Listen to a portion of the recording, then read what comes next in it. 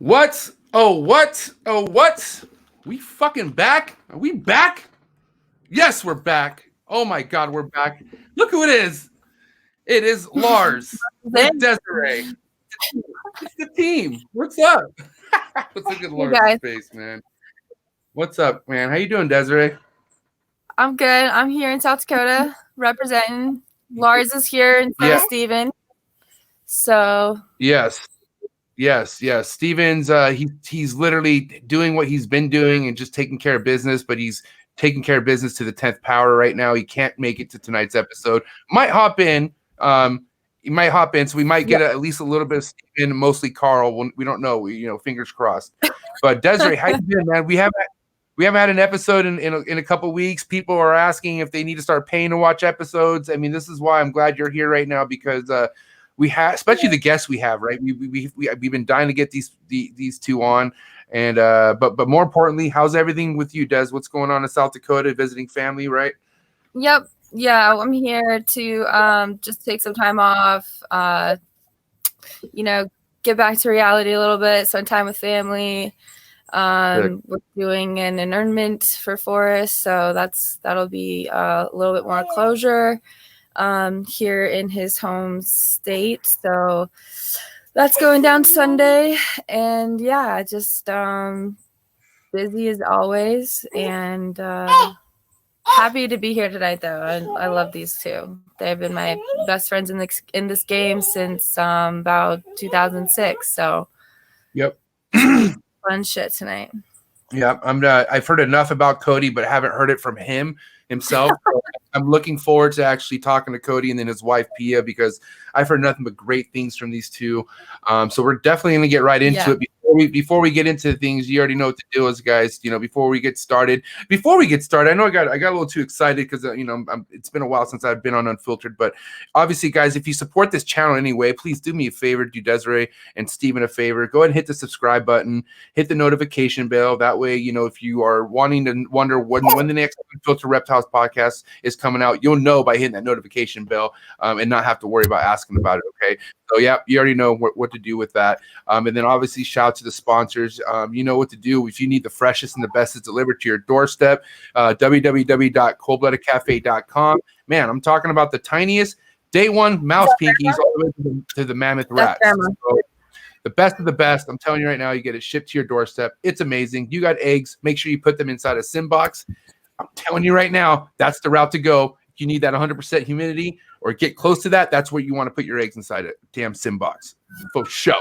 But yes, guys, tonight's guest we've talked about bringing Cody and Peon, Forrest and I. Like, he was one of the first people we listed and whatnot. And the more, I don't want to, it sucks because now that Forrest is gone, I don't know. I just feel like I just now I'm like even more eager to get to know Cody, because Forrest said that Cody was his best friend. Everything that kind of like Forrest strived to do and be in his damn reptile community, in his hobby, was to be like Cody. He said Cody had the nicest collection that he's ever seen with Venomous and all sorts of stuff. So I'm beyond excited to have these two on. So, and it's about that time to introduce Cody and Pia Bartolini down in Florida with horrible reception, but they're here. What's up, guys? So horrible reception, but we're here. Yeah, all right. You got the lag. At least we're here. Oh man, Cody and Pia, what's up, guys? What's going on? It sounds a lot better now. When we were in the backstage queue, it was a little choppy, but it looks a lot better now. Okay, perfect. You sound great. We can hear you great. I was talking to Desiree how excited I am to have you on the show. It's been long overdue to have you and your wife on. Pia, how are you doing, Pia? I'm good. How are you guys? Oh, doing great. Good. Doing great. Good? Doing good. Can you hear me? Yeah, we can hear you. You sound like you're a little far away, but we can hear you. You have a nice, soft voice. Well, things are good. Things are good. Yeah. Okay, great. Yeah. You're good. We can hear you. And then like I was saying about your collection, Cody, which we're going to talk about in just a second, man. It's pretty much tits, bro. It's probably one of the most, I haven't even seen it in person. I don't need to see it in person on how detailed and everything you have set up. But I mean, I just kind of want to know first and foremost, Cody, I have an idea how Forrest got into reptiles and whatnot. We always talk about it, but where did this stems from? Where did this stems from with you? How did this all begin?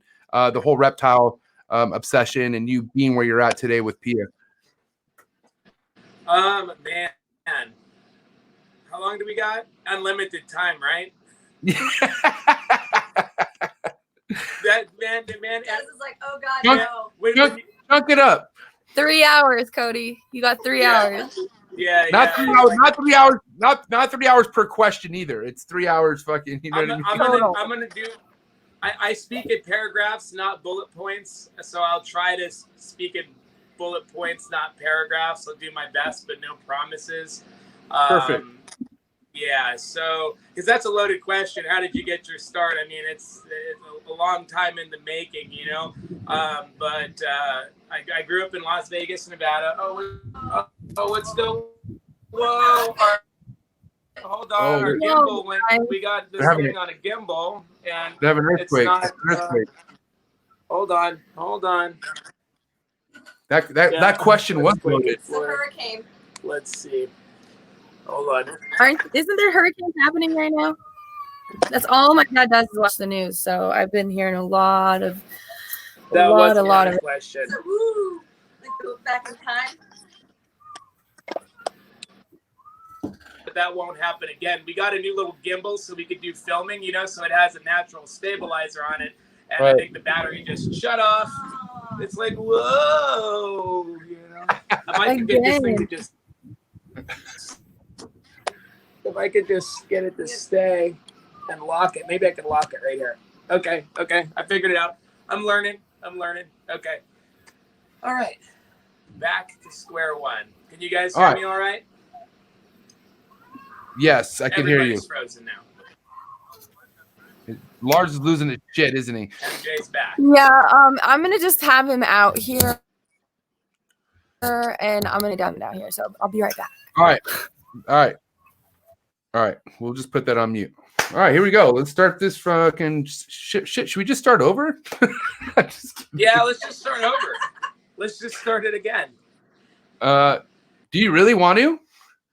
No, it's fine. Okay, I wouldn't, because I was like, I really don't want to. We're good. Okay, cool. We're moving forward. All right, Here we go. So, Cody, I'm gonna start over. Now, you look pretty advanced in reptile keeping. Okay, like I said, I don't need to be at your house to know that. I could tell. By the way, I missed your stories. You used to fucking be on top of your stories on Instagram. I look forward to.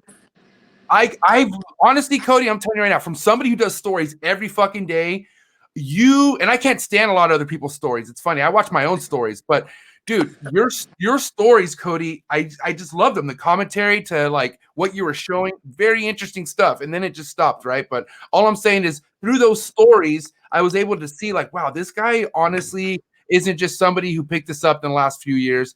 He's fucking been doing this and dialed in for quite some time. So anyways, that's why my question really is what made you at some point in your life be like, this is where I want to go with this? And, we're going to talk about your vision for the future, but I want to know exactly at what point in your life did that trigger and make it to be where it's at now at this professional level?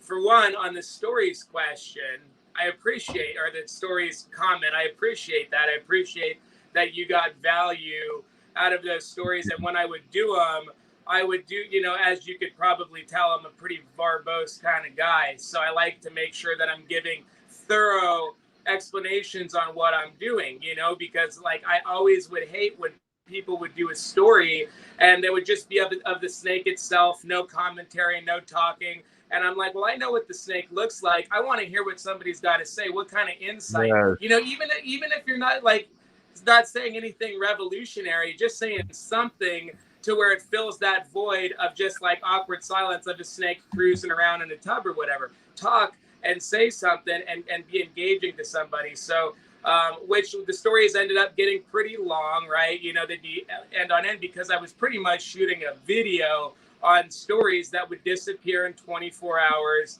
Right. And they would, like you could save them and stuff.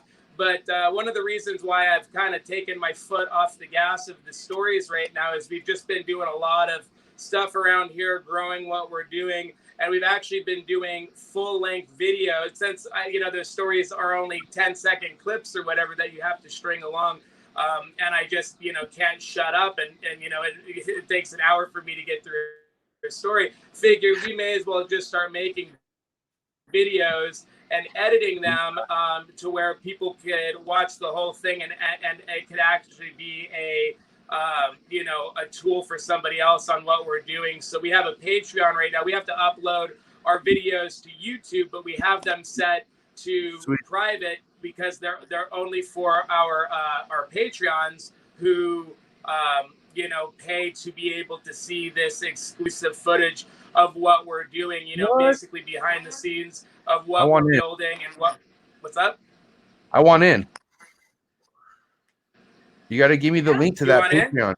Yes, send me the link to that Patreon. I'm sorry, I didn't mean to interrupt. I'm just saying, is that where this is gone? I have to just go to a Patreon? That's not a problem. Yeah, it's just Patreon / Reptile Preservation Institute. Sick. All right, I'll get that info from you. And that way I can put it in the description below. I want other people. I'm sure other people are going to want to see. Like, guys, I'm telling you right now, I love listening to Cody talk and watch and what he puts on his videos. So I'm like 99.9% sure this is worth going to join. But anyways, go ahead and continue, Cody. I'm sorry.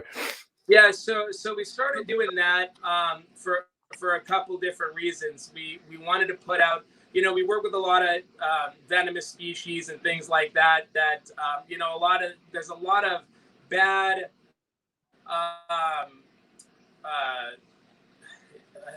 How do you? There's a lot. I don't even know. Bad examples out there. Yeah, I guess so. The people that there's a lot of idiots. There's a lot of idiots out there.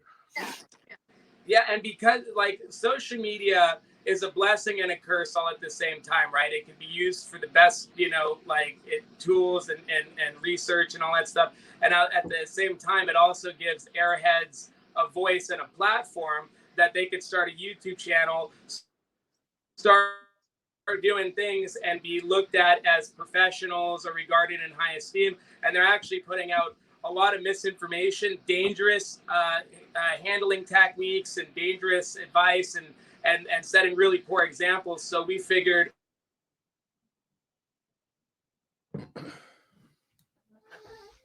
bear with the reception, guys.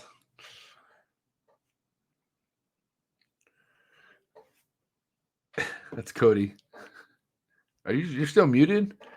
Oh, great. So Desiree muted herself. Cody's frozen. Sorry, I'm back. Okay, cool. Can you hear me? Yeah, we can hear you. I'm just admiring Cody's, background. Pee his eyes shut. It's like, hey, listen, anything that reminds me of a David Levinson show, I'm all for. I don't care. I'm good vibes. You know what I mean? Vibe City. And then obviously Lars reminds me of the Ed Marino episode when he was crying during Legends was speaking, which was awesome. Legends on Legends. Legends. Anyways, so yeah, I mean, Desiree, you've been to Cody's house. You've seen the setup he has, like the shit that Forrest used to be like, dude, his like stuff that Forrest used to always like talk about. Like, you've seen that shit detailed yourself, right? Like, you've been to his. And I mean, Does it look like he puts a lot of time into those enclosures and shit? Definitely. Cody spends a lot of time getting his stuff really, really nice, really, really professional. Here, have my phone. Look it up. God. Cannot get my AirPods. I don't know. They're not going to work. We're just going to do this like this. But no, Cody's house is amazing. I wish I had that few of animals and I could make all their enclosures like that and, you know, have the name tags for everything and all of it on all of the data and everything that they keep. It's awesome. Yeah. Really is. I'm on a live podcast.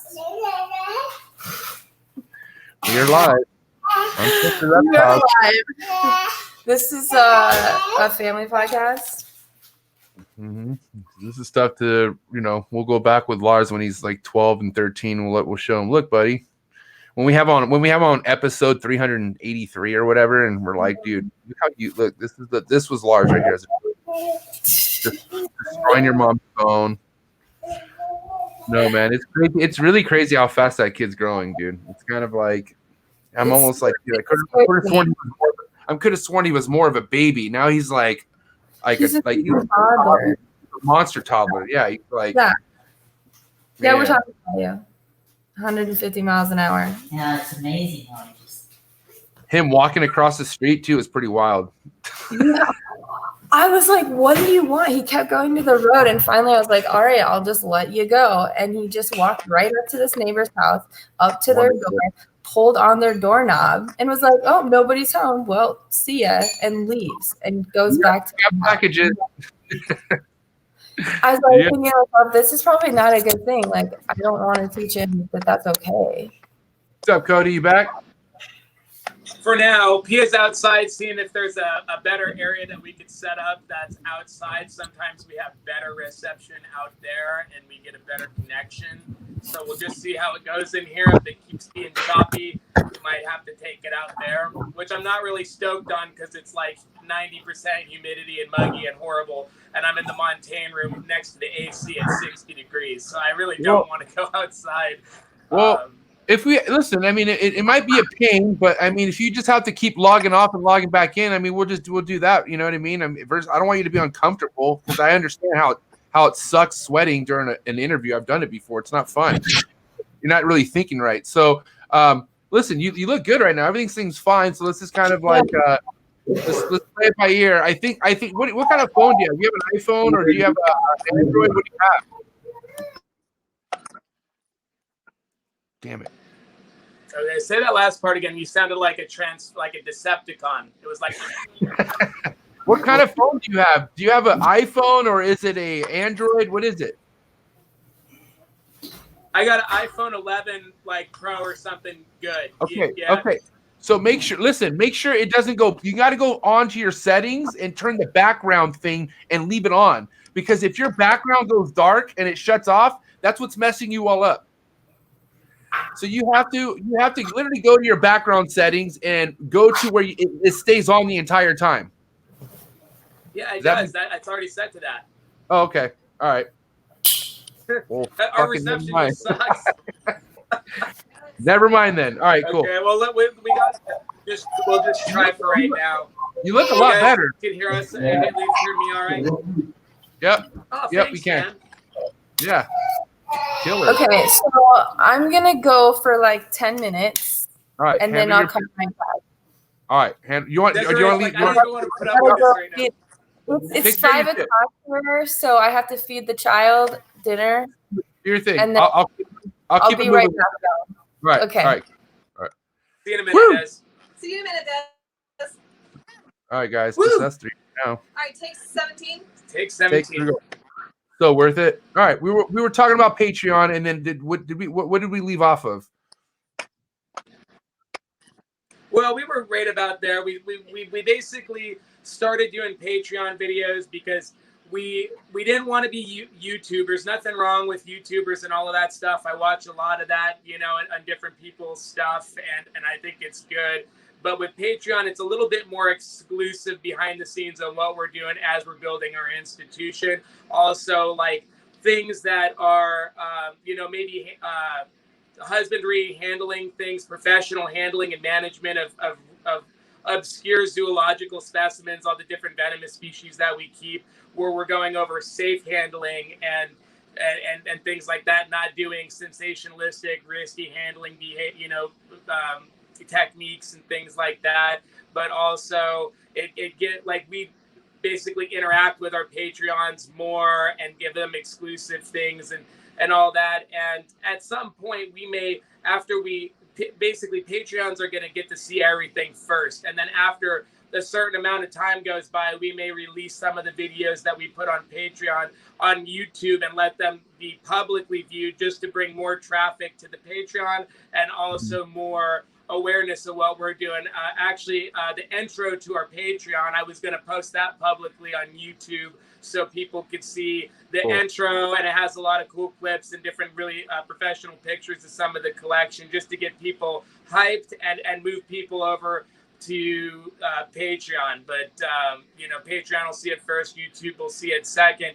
But we feel like with what we're doing at this point, we're almost obligated to put out some professional content with venomous reptiles and crocodilians, because you see a lot of this sensationalistic YouTube stuff that all it does is promote bad handling techniques, risky behavior, and ultimately a lot of these guys, they joke and they say it doesn't hurt the industry and it doesn't hurt anybody but themselves, but that's all a bunch of BS, because it could hurt everybody up the ladder. And it could lead, everybody's all up in arms about things getting banned, tegus, iguanas, pythons, all this stuff. Then you can't tell me for 1 second, if you have videos of you holding cobras in your bare hands, that Fish and Wildlife and other agencies that might be not even in the states that it's happening are watching that and say, hey, we don't want that stuff in our state. And they may be starting to try to pass laws before there's even, a problem in that state, because of seeing some of these guys playing with a cobra in their hands, So we feel like with what we're doing, it's kind of like it's obligation to at least put out some professional content. Again, like I said, we're not trying to be the next YouTuber, but document what we're doing and paint it in a professional light by just putting out some good material.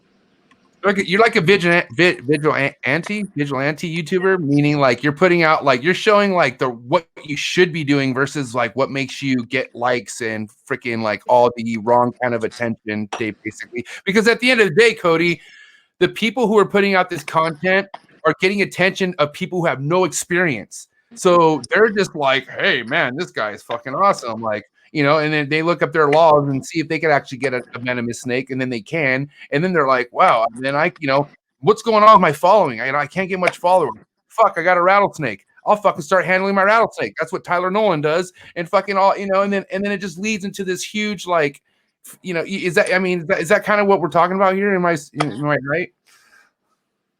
Yeah, it's like that part, and then just so much more. It's like, maybe people aren't even trying to want to keep these animals or work with them, but they see that kind of handling and they think that it's okay. Like, oh, if you're not handling your animals, like, is that how you're supposed to do it? Because these guys, in the beginning of their videos, it says we're trained professionals, we have permits, we surround ourselves with professionals, and we're all about education. And then the next clips are handling cobras and rattlesnakes or whatever with their bare hands. And it is about education. They are doing education. They're educating you on what not to do with those animals. But they, if even if you say, hey, I'm doing this, I'm a professional, don't do it. Well, if you're doing it and you're saying don't do it, clearly you're saying don't do this for a reason, because it's the wrong way to do it. Why would you, when there are hooks, tubes, different, safe handling practices to get your hands on these animals, have an animal sitting in your hand unrestrained, where all it has to do is look down at your hand and latch onto you. Like that does, you have no protective contact or anything. It's risky, it's unnecessary, it's unprofessional. We don't do it, and we are starting to be very outspoken about not doing those things, and obviously like not promoting that stuff. Don't give these guys views. You know, when we talk about the free handlers, I won't even name names when we do these interviews and stuff like that, because if you name names, people go, well, I want to see what these guys are up to. And when you're viewing the stuff, you know, you're giving them money, you know, you're reinforcing those bad behaviors. So basically we say, if they're doing risky, sensationalistic behavior, boycott it, you know, and you know, go ahead, MJ. No, just don't give it any attention is what you're saying. That makes a lot of sense. Just yeah, but you know, it's also like if they're doing it on videos or on social media, it's for the views and it's for getting a rise out of people, and it's not, you know, like it's one thing if you're doing it in your house and you don't show any pictures. It's different when you're posting it all over Instagram, and in the comments or in the thing it says, you know, if you have bad comments or if you're a hater, don't comment. They're trying to get a rise out of people. They're trying to get some sort of reaction. It's not for the animal, it's for their egos. Yeah, I mean, and Nathaniel Frank, who's a good friend of ours, he's the director of Mtox and Venom Laboratories up in Oshkosh, Wisconsin, which sounds like something out of like the Wizard of Oz, like Oshkosh, Wisconsin, you know? I think of the little kid overalls. That's all I can think of. It's like when like we sent snakes to Nate for the first time, and I was looking at that, I was like, is that a real place? Oshkosh, Wisconsin, you know? But you know, Nate was on he was on the Herpetoculture podcast, and they were talking about the same thing. And Nate said, you know, if it's not about your ego, he's like, I'm not, you know, about telling people what to do in the privacy of their own homes or whatever. But if it's not about your ego, why post it on social media platforms? You know it's looked down. You know it's looked down upon. You know it's a huge controversy, and you do it anyway because whether it, you know, it's the clicks, the views, and you're teaching people that it's okay, you know, that don't know any better, because they look at this person and they think, oh, this guy has this stuff, he's permitted, he must be a professional, and this is how professionals handle it. And this is what I've been saying, and I stand behind it 100%. I don't care how good you are with the animals, how much you could read the animals, how long you've been doing this with these animals. If you free handle, you're an amateur, and if you don't, you're a professional. Professionals don't free handle, amateurs do. You know, when you're looking at zoos, professional zoos, San Diego Zoo, San Antonio Zoo, you know, all St. Augustine Alligator Farm, who's got venomous, but all the known recognized species of crocodilians. You know, you talk to any of these guys, they have extreme protocols and safety measures in place. They're very professional with these animals. They don't take risks with these animals, and their bite records are either at zero or very low because something, you know, out of the, you know, like they got bit on a, you know, just not doing risky behavior, but something went wrong. And Pia and I were talking about it earlier. And Terry Phillip, who's is a great friend of ours, he's up at, you know, Rapid City, South Dakota, Reptile Gardens, where Desiree is, you know. And he said, like, a venomous bite is a mistake. It's not an accident. In captivity, it's a mistake. You made a mistake. If you get bit in a captive setting, you screwed up somewhere, you made a mistake. Now, if you're out in the wild, you put your hand on a rock, you're hiking, and you get bit, that's an accident. The accidents happen, that's an accident. But if you have a mistake in your collection, you get bit, you made a mistake. You didn't have an accident. You did something wrong that lined you up for that bite. And, you know, you could take bites doing professional handling techniques and just having a lapse of judgment for a split second, and that's all it takes. You know, you just were thinking about something else, and you just did this or that, and boom, it happens that quick. And you weren't messing with the snake, and you weren't, you know, trying to get a rise out of it for some you know, video or picture. You made a mistake. But like with you know, there's so many of these guys, and unfortunately a lot of them happen to be out here in Florida, which is really really frustrating for people like us that are trying to be above bar, trying to raise the bar, being professional, making sure we're training professionally. We have 4 interns with what three more on the way. We have a new one starting this Tuesday, and we instill these principles right off the bat and make sure that we're bringing the right people in the door and say this is we don't believe in this style of handling. This is what we teach. This is what we practice, and we want to make sure that if we're mentoring the next generation of venomous herpetologists, that they are we equip them with all the tools they need to be successful and hopefully never have an accident and never have a bite. And accidents happen, mistakes happen, but if we always like to say venomous reptiles in captivity are only as dangerous as you make them. If you use the right equipment and you are approaching, you're approaching the situation with a level head and you're doing what you're supposed to, the likelihood of taking a bite is very, very, very low if you're doing what you're supposed to. But when you have these things in your hands, it's hard to prevent a bite if that snake just wanted. Now, most of these times, these snakes don't bite because they're venomous doesn't mean that they, if they're not feeling threatened or stressed or whatever. And these guys have enough knowledge and have interacted with these individuals enough to where they could avoid bites for how long? At some point, you make a mistake. But what irritates us about a lot of these YouTubers that just so happen to be in Florida, we have to go through so much stringent regulations, inspections. To get your permit in Florida, you have to have 1,000 hours per family group. It used to be, it's changed over the years. At one point, it was you send in $5 with the permit application and you get your permit. That was, of course, before I moved to Florida.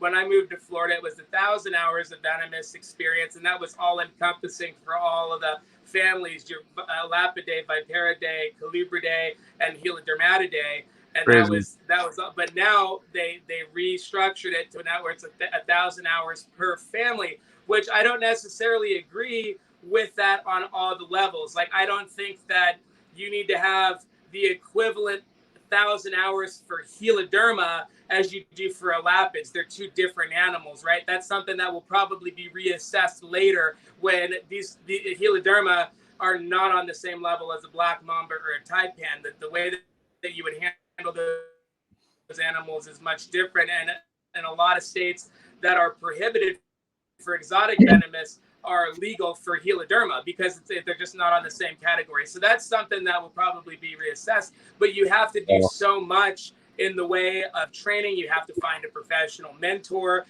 somebody that will let you work with those animals and train you for the 1,000 hours per family. So you have to be dedicated. You have to have a letter of reference from the permitted individual that you did your hours from, and then a secondary letter that could be from another permit holder, but it could not be. It could be from somebody that's just a judge of character or whatnot, and then a letter from yourself on why you're applying for the permit, what you plan to do.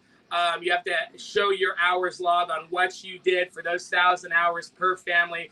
Clean feed, water, Viperidae, clean feed, water, Lapidae, and you have to go through this rigorous process. Then, if that's not enough, then Fish and Wildlife has to come inspect the facility. They have to make sure that all your labeling is on point, common scientific names. That we have a secondary containment rule now, where the facility the rooms have to be snake tight, like a neonate coral snake or a pygmy rattlesnake can't get out of that room. And then there has to be a double door system where you walk into one door and then go into the next door to access the areas that venomous reptiles are kept. That way, if the animal were getting out of its primary containment, which would be the enclosure, they're contained within secondary confinement, and they can't just make their way out to the public. We have to make sure that all of our screens are meshed over, any vents, air vents,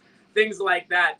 Very, very, and we have to have a natural disaster plans for hurricanes to make sure that there's a protocol. What are you going to do when the inevitable hurricane? There's a protocol basically for any worst case scenario. Basically, is what they're doing. Am I right? Yes, and to be completely honest, could you blame them if you're looking at them?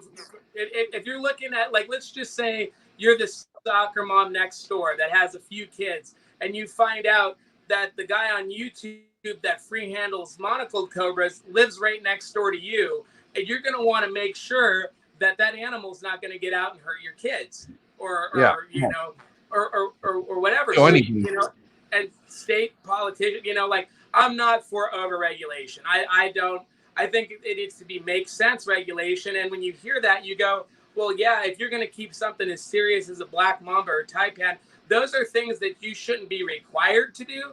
They're things that you should be just doing automatically because of the kind of animal it is. If you're not willing to do those precautions and have protocols and antivenom's not required, but a snake bite protocol is. Now we stock antivenom, and we obviously have protocols and everything like that. And you can get, like, people can actually do the paperwork process to get the proper licensure to get their own antivenom. You go through the FDA. It's called an BBIND application, and you basically fill that out. You have to have a doctor that signs off on it, which we do, which is our doctor, Ben Abo, who's actually the director of Venom 1 and Venom 2 out here in Florida, and is you know, our snake bite doctor. So you have your doctor sign off on it, and you fill out the paperwork, and then you can legally bring in, you know, I mean, it's a little bit more involved than that, but it's really only 2 forms on your part, and then everything else is on your doctor's part. And if you're going to keep these deadly snakes, it's like to fill out the paperwork. And for, like, Kristen Wiley, the co-director of Kentucky Reptile Zoo, you made a good post the other day on Venomous Reptile Professionals talking about it. And after you get that IND number and you can legally get your own antivenom, that it's $40 a vial for monocled cobra antivenom, for the Red Cross monocled cobra antivenom. So $40 a vial, $400 worth of antivenom could save your life. And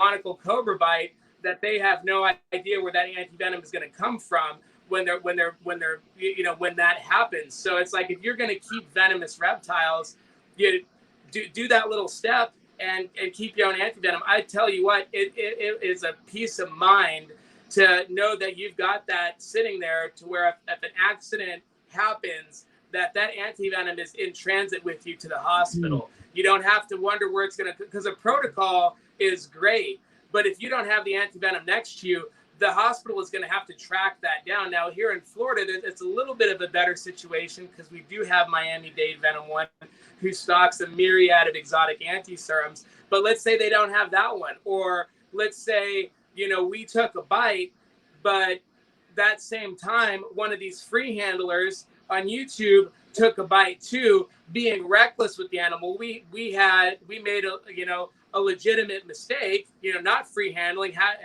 and for lack of a better word, had an accident, and this person got bit fucking around with that snake, and they just used up the last of the supply of monocled cobra antivenom, let's say, and then you come in with that, and they just used it up on somebody who was goofing around with the snake, and it could have went to somebody who wasn't goofing around, was actually doing, like, yeah, it was at least had a hook in their hand when they got bit, right? You know, like they were trying. And, doing things the right way. But then you also have to think. You got to also think too. Again, and this reference gets used a lot, is if that antivenom supply gets dried up at a zoo. Let's say a zoo sends it. Then now zoos are not obligated to send antivenom to a private person's bite. They're not obligated, but a lot of them will do it. Just because, you know, they may not want the bad PR rap if the person died and they refused to send the antivenom.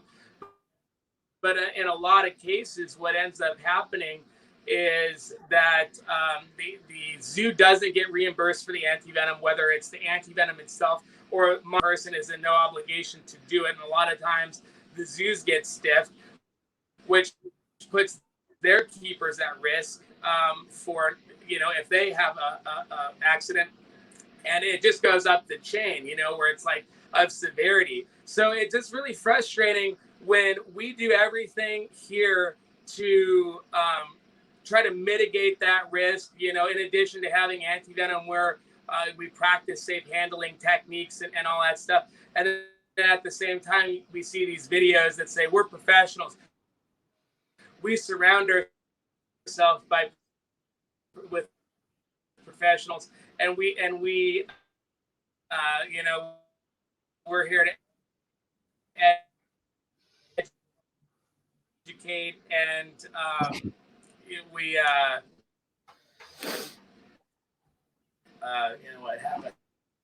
have our permits. So just because you have a permit doesn't necessarily make you professional. A lot of these people, it blows my mind how how they get away with inspection. Yep. And there goes Cody. You're out, bro.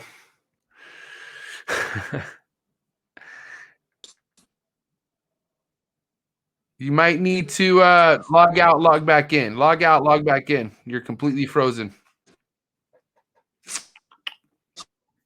Ooh, I haven't had an episode like this in a minute. It's like a David Levison episode, man. But good stuff. I'm loving hearing what Cody's talking about because he's right, man. How can people who truly want to keep Venomous the legal way thrive and keep doing what they're doing if there's people who aren't doing stuff the legal way and they're promoting it like they are doing stuff the legal way? He has a point. I guarantee there's hardly anybody, especially in the state of Florida, who are doing stuff the way they should be doing in order to handle or keep venomous reptiles, right? So, I mean, if you really listen to what Cody's saying, there's a lot of steps that come into play in order to be eligible to keep fucking anything venomous in Florida, man. 1,000 hours. I was trying to do the math. That's a lot of fucking time, dude. That's a lot of time. Yay, Desiree's back. Hi. What's up? Nothing. Cody just crapped out real quick, but he's coming back in. He was on a good rant. He was talking for like the last, I don't know, since you left, everything was going smooth. And then right before you hop back on, his reception went to crap. So, but we got some good stuff out of him. He'll be coming back. We were touching on venomous keeping without, the proper documents and basically looking like you're a professional venomous handler when you're not. And it's like basically giving people the wrong idea and whatnot. So that's basically where we're at. I think the last thing that Cody was talking about before he went off was basically like if somebody were to get bit by doing something the right way and they go and there's no anti-venom because some idiot was fucking around like that, you know what I mean? That's not right. Cody, you there? Let's not talk about TikTok. We're not going to talk about TikTok. Not at all. Yeah. Or all of our other past mistakes. Yeah. I got plenty, but I don't have any TikTok mistakes. I'll tell you that much. Clean on that one. Joke. All right. I've made a lot of mistakes, but fortunately, a lot of them were before social media. Are we there? Yeah, I can hear you. Are you guys good? Can you hear me? Hello. Good. All right, Cody. So hello. we were talking about obviously. You're delayed. Hold on, let's slow it down. Let's stop. Slow it down. All right, ready? Cody, can you hear me? There's a lag. Fuck. A long one. There's a long lag. Damn it, we were on such a good fucking streak too. Yeah. It sucks because whatever spot they had was fucking perfect. Like it was probably. I just hate our internet. I can hear you. I can't hear you. Fuck. It's all right. We got this. They gotta move there. I'm so sorry I talk so like much. 2 times. No, you're good. I think that's like I think that's the only way we'll pull this podcast off is if you just keep talking, because like I think when it stops and then I talk, that's when the reception gets fucked up. Like that. Lars is like, this isn't a good episode. Can you hear him? It's he's doing it even if I'm in there, so it's not like a mommy separation thing. No, It's his molars. His teeth hurt. His teeth hurt real bad. Like he's had crazy pops today. Cody, Pia, how are you there? Can you hear us? Woo, woo, woo. Not happening. Poor Cody.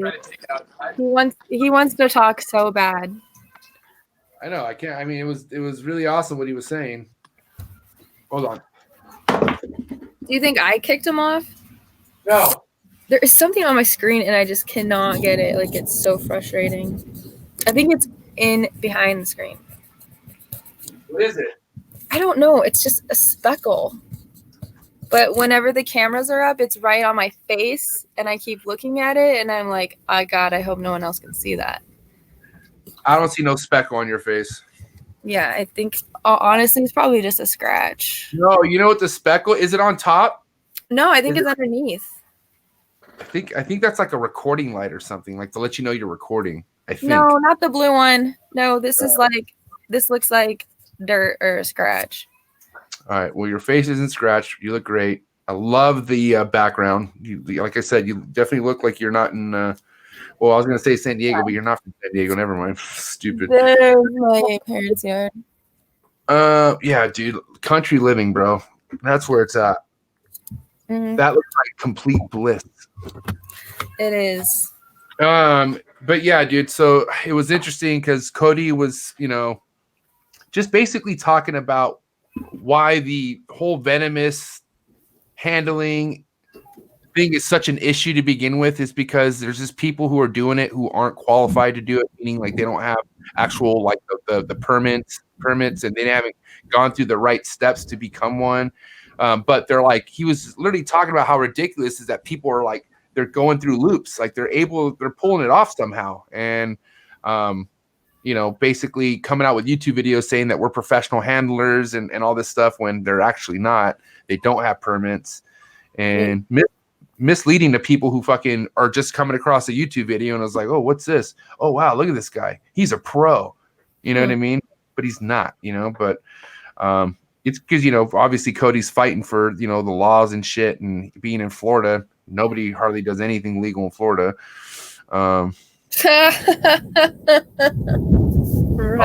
Did you hear that? It's thunder. Ooh, that's so close. Like it's so close. See how they do? Wow, I like the pottery. Are you on the patio? He's on the patio. Yeah, we're in the front. All right. Fan on you or what? No, hell no, not yet. We got a fan right here, but it's not on yet. It'll probably screw with the audio. But is it some better? So yeah, well, I mean, it sounds a lot better. That's for sure. We only have a 3-second lag now. Yeah, instead of a 30. Perfect. Yeah, Pia will be joining us momentarily. Okay, Cody. So if you want to just kind of finish up what you were saying, like meaning like let's end the answer if you don't mind. I'm just kidding. Yeah, no, but if you, land, Cody. There's plans. There's so many other questions I got. And for Pia as well. I'm gonna cry. Land the plane. Steady landing. I would just remember that they would say, Forrest and Des would say that to me all the time, and Des would say it to Forrest like, "Code and Forrest, land the plane." He would just ramble on like I do. That's so funny, man. I say it all the time. It's one of my favorite things to say too, because I'm like, I definitely just circle that thing around again and again and again. But yeah, so yeah, I mean, like just going back to it, it's all stuff that we already know about all of that. It's really frustrating when you have shitty internet. Are you guys still there? Yeah, we're here. You there now? Yeah, we're here. Y'all went black for a hear second. Cool. Keep talking, Cody. We're hearing you. Cool. Yeah. All right. Sorry for everybody that's listening that I'm like, can you hear me? Can you hear me? Can you hear me? Because on my end, it looks like everything's dead. So I don't want to, like just keep rambling. Yeah, I mean, with everything that we do and as professional as we try to be, and everybody that we mentor here and really instill those principles, it's just really because all of our guys that are looking forward to getting their own venomous licensure, through working with us and stuff, these guys are putting in the hard work. Everybody that we have here is so awesome. They're committed to safety. They're committed to doing better. And, they like you see these guys that are, getting these permits, that you have to do all of this safe handling, thousands of hours of safe handling documentation, showing that you're responsible, having these letters of reference and all this stuff. And then all of a sudden, these guys get YouTubes where they're licensed in Florida, and their YouTubes are them just free handling these animals. Now, there's no law breaking going on there as long as they're indoors in their approved by Fish and Wildlife area for these animals. So there's no actual regulation on how these animals are handled once they're in that containment, which is good and bad, right? Because we use techniques that are tail and hooking, for example, where you're using a hook to support the front end of the body, and you're holding the tail to manipulate the snake into a holding pan or whatever you got to do, and done by somebody who is been trained and experienced. That's it's a risky technique in the regards that you do have your hand on a venomous snake. So it's not as like double hooking or shift boxing would obviously be safer. But if done by somebody who knows what they're doing, tailing, I use the tailing technique very often, and I would not want Fish and Wildlife to say you can't use that technique, because that's a technique that in a lot of scenarios with certain species is the better technique to use. But you have to use your best judgment of your knowledge of the animal and what they're capable of. There are some snakes that I won't tail. If you have a little baby death adder that's a foot long, I'm not grabbing that thing by the tail, because he's going to turn around and be hanging off to the end of my finger before I knew he turned around. But if I'm tailing a 7-foot Egyptian cobra, like that's an animal that's a little bit, it's not the same thing.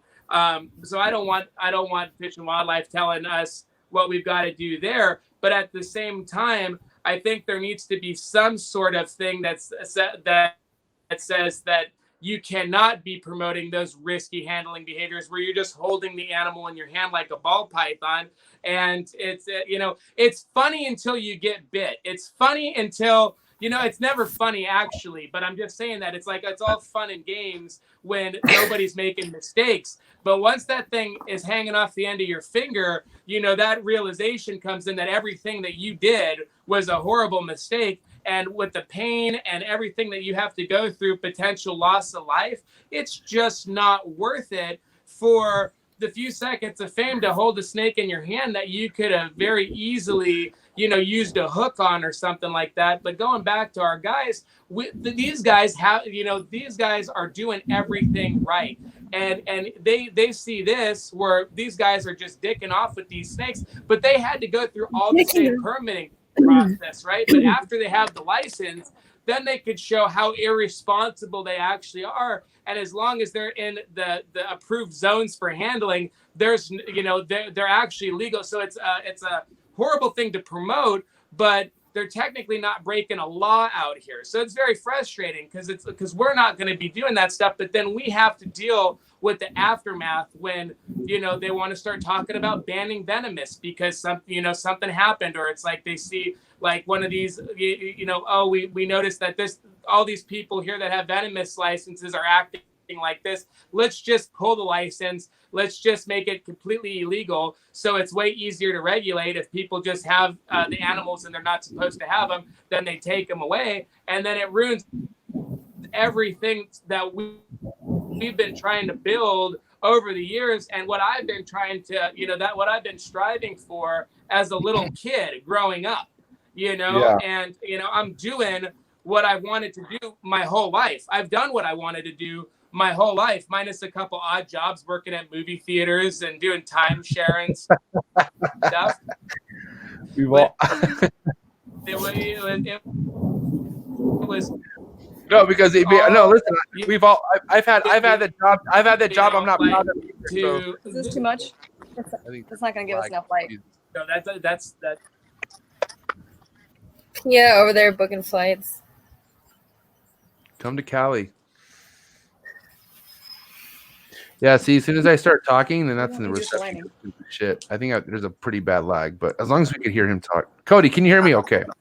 All stuff. Okay. Cody Bartolini. I can hear you fine, man. I need to get my phone. Hey, Fuck. No, there's no. I'm ready to ask. I'm ready to ask him the next question. Land the fucking Hold plane. on a sec. Just ask him. Now you're moving. I wonder how you right. did it with your stories, because it takes a while to upload a 15-second story if you don't have good reception, for sure. I don't know how you did it. Sometimes they didn't even post. Right, I was gonna say, but then it looks like when they were posting, you got a good lot. I remember you sometimes post like fucking 40 stories, like it was a whole script. It was awesome. That's why we decided to start putting them in a video format, since it was pretty much that's what I was doing anyway. Yeah. But it's different. It's different when I'm not doing it live. If I like the live stuff is where we have a ton of problems with reception. But if I'm just like doing a story and I'm putting it up, I don't have the same problem. But can you hear it better now? I'm out in the open. Yeah, you can hear. Can you hear me okay? I can hear you great. All right, so Cody, I have a question. I'm going to move on. Okay, so this next question, Sure. I'm just curious because you mentioned that you have a few interns and whatnot, and I just kind of want to know what your protocol is for getting interns. Like, is that something that Pia handles mostly, or is it like something you guys both are really partnered up with? But how do you guys handle the interns? Here comes Pia. You can come on. Hey, you don't got to be. Yeah, you could. Yeah, you bring the chair. You don't got to be shy, girl. You go. Yeah. Don't be shy, girl. Just bringing the lawn chairs. People are going to drive by and be like, "What are these guys doing with the selfie stick?" And I love it. Just hanging out in lawn chairs. There you go, honey. This is awesome. But yeah, so MJ was asking us about our intern onboarding and all of that. So why don't you get that chair and get in here and you please, yeah. And you can. Yeah, I want to hear. I also like my. Yeah, we want to hear Pia. We don't want to hear me not land the plane for 2 hours. No, I mean, I just hand it over. Hand the sticks. Okay, so I'll start answering. So a lot of we started taking on interns after the 2019 Carpet Fest.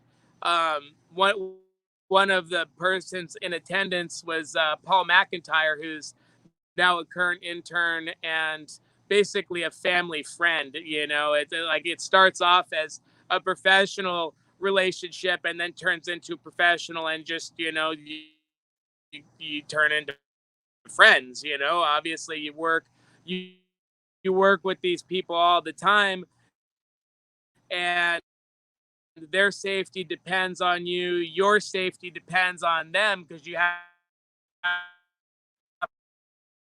to work. You're working with these animals together in a lot of times. So you have to depend on one another. But Paul was, and remember, there was a lot of drinking going on that night, and Pia was saying that Paul was very adamant about coming out and helping. And you're always very skeptical at first, because you want to know what the intentions are, why they want to work with animals, but they're also very valuable animals in our collection, whether it's monetarily or just they're animals that we have had for a long time, and their safety is our top priority, the safety of our crew and the safety of the animals. And these animals, depending on what they are and their defensiveness, could injure themselves just by trying to defend themselves. And if the person that's handling them is jumpy, he's way outside. What's that? What's up? Oops. What you say? What'd you say, Did I Debbie? mess it up? Go ahead. She just said you're good.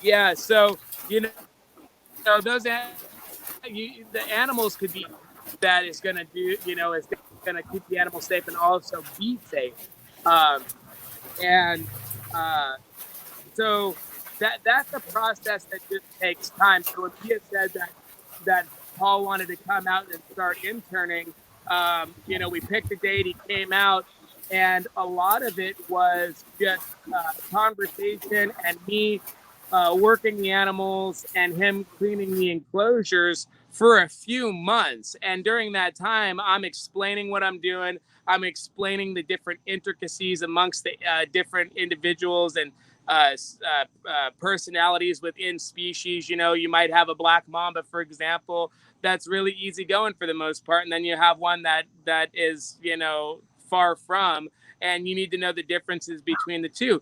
So basically, I'm working every animal in the collection multiple times while interns are doing the work. They're cleaning the enclosures. They're getting familiar with where everything is, where all the equipment lives, and all of that stuff. So they get to see me work the animal, and let's just say it's a Philippine cobra that is very spirited and comes flying out and wants to bite everything that it touches.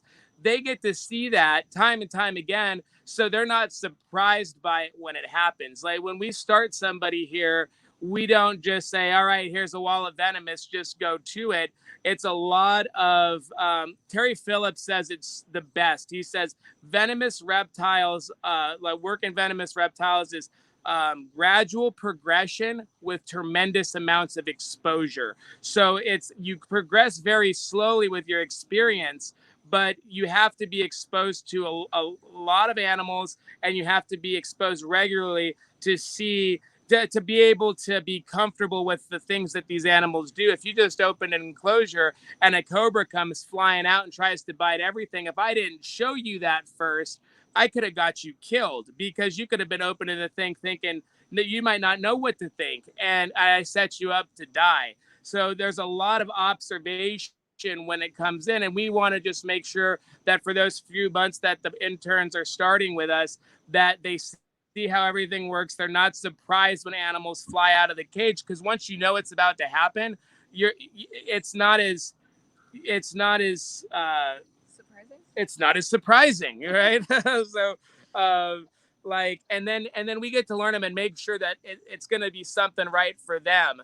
And then when we have them actually start working animals, there are certain individuals that we start off with, whether it's smaller animals, less toxic animals that are not going to give them a huge run for their money, but they're going to be able to get comfortable with their hooking techniques.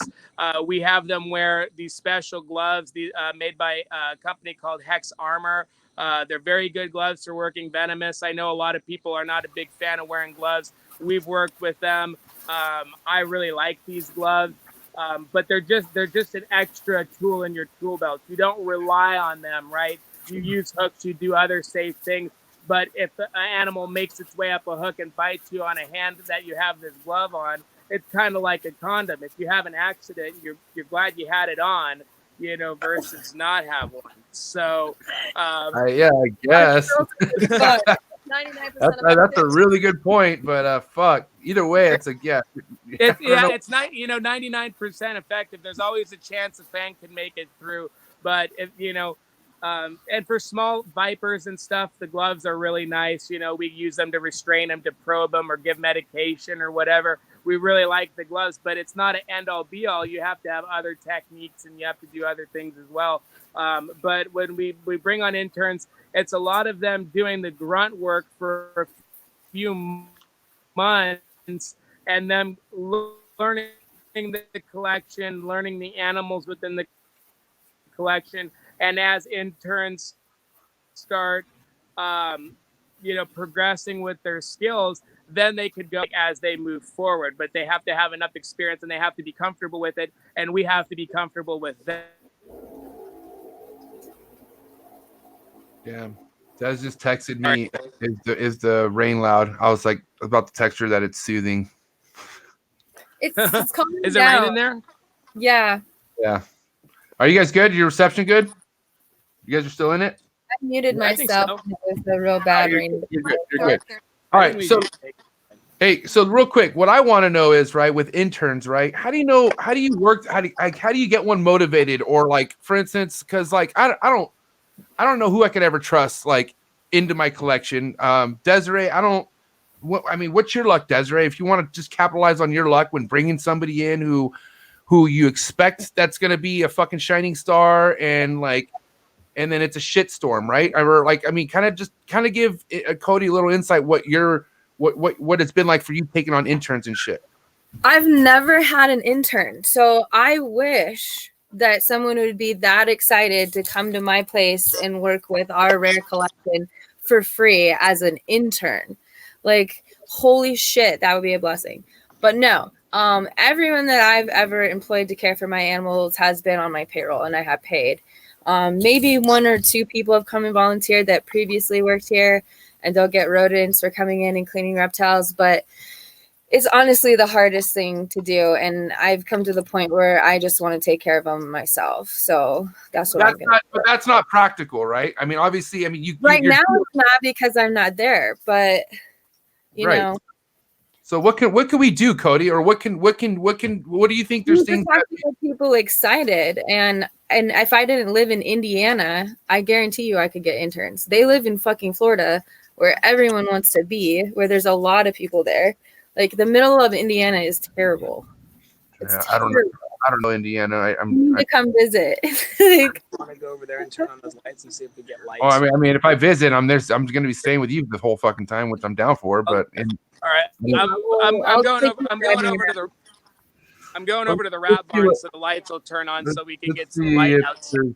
Let's see if there's anything Cody and Pia might know or something. Because I mean, who knows? Maybe there's something we could put out. But either way, no, it's just about excitement and like team meetings. Like Forrest would do them all the time. He would get everybody together and say all this inspirational stuff, and it's true. And like people should want to just work with these kind of animals and be a part of something that big that he was doing. And he would get people pumped, and we would have success with people for a couple weeks, and then they burn out, and then you have to like do these talks over and over and over and just keep getting people pumped to be there.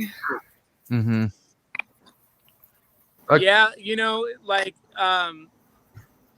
thoroughbreds want to run with thoroughbreds, so I feel like it's if you're we've just been, to be completely honest with you, all of our interns and the future interns have all reached out to us. It's we haven't found them. They found us. They reached out to us, and they've been persistent. We're as Desiree knows, running a large facility. You're working all the time, and you're just it's an everyday grind for I mean, you could literally work 24 hours a day and not be done. It just never ends. And I'm terrible at getting back to people. I'm terrible about getting back to our own friends and our interns and stuff. And Pia is pretty much in charge of the intern onboarding, because I'm usually out running around making sure animals are doing good and working with our current interns and doing all of that. But they've reached out to us, and it's just we've been lucky that everybody that we have has just been top quality, right from the start. And I could teach you how to work venomous and crocodilians without you having any experience, right? But you got to have that good attitude. You got to have that work ethic. You have to be a go-getter. You have to be able to be a critical thinker on your own when you just get something done and you just go right to the next thing. And you have to have that thirst to be better. And you just need direction. We could give people direction, but I could say things to motivate you, and I could do that, but you could lead a horse to water kind of thing. Like if you don't have it, you don't have that natural drive to get better. And like the people that are working with us now, I mean, they have been so persistent about getting in the door, where you blow people off at first, kind of almost intentionally, and they keep coming back, and they keep coming back, and they keep and you go, all right, I'm liking this determination, all right, we could get you in the door. And then And then Oh my gosh, that's so nice. Another thing that I do is I try to ask them questions of why they want to work with us and why they want to be part of the RPI. And that kind of gives us an idea of what kind of RPI. I love that.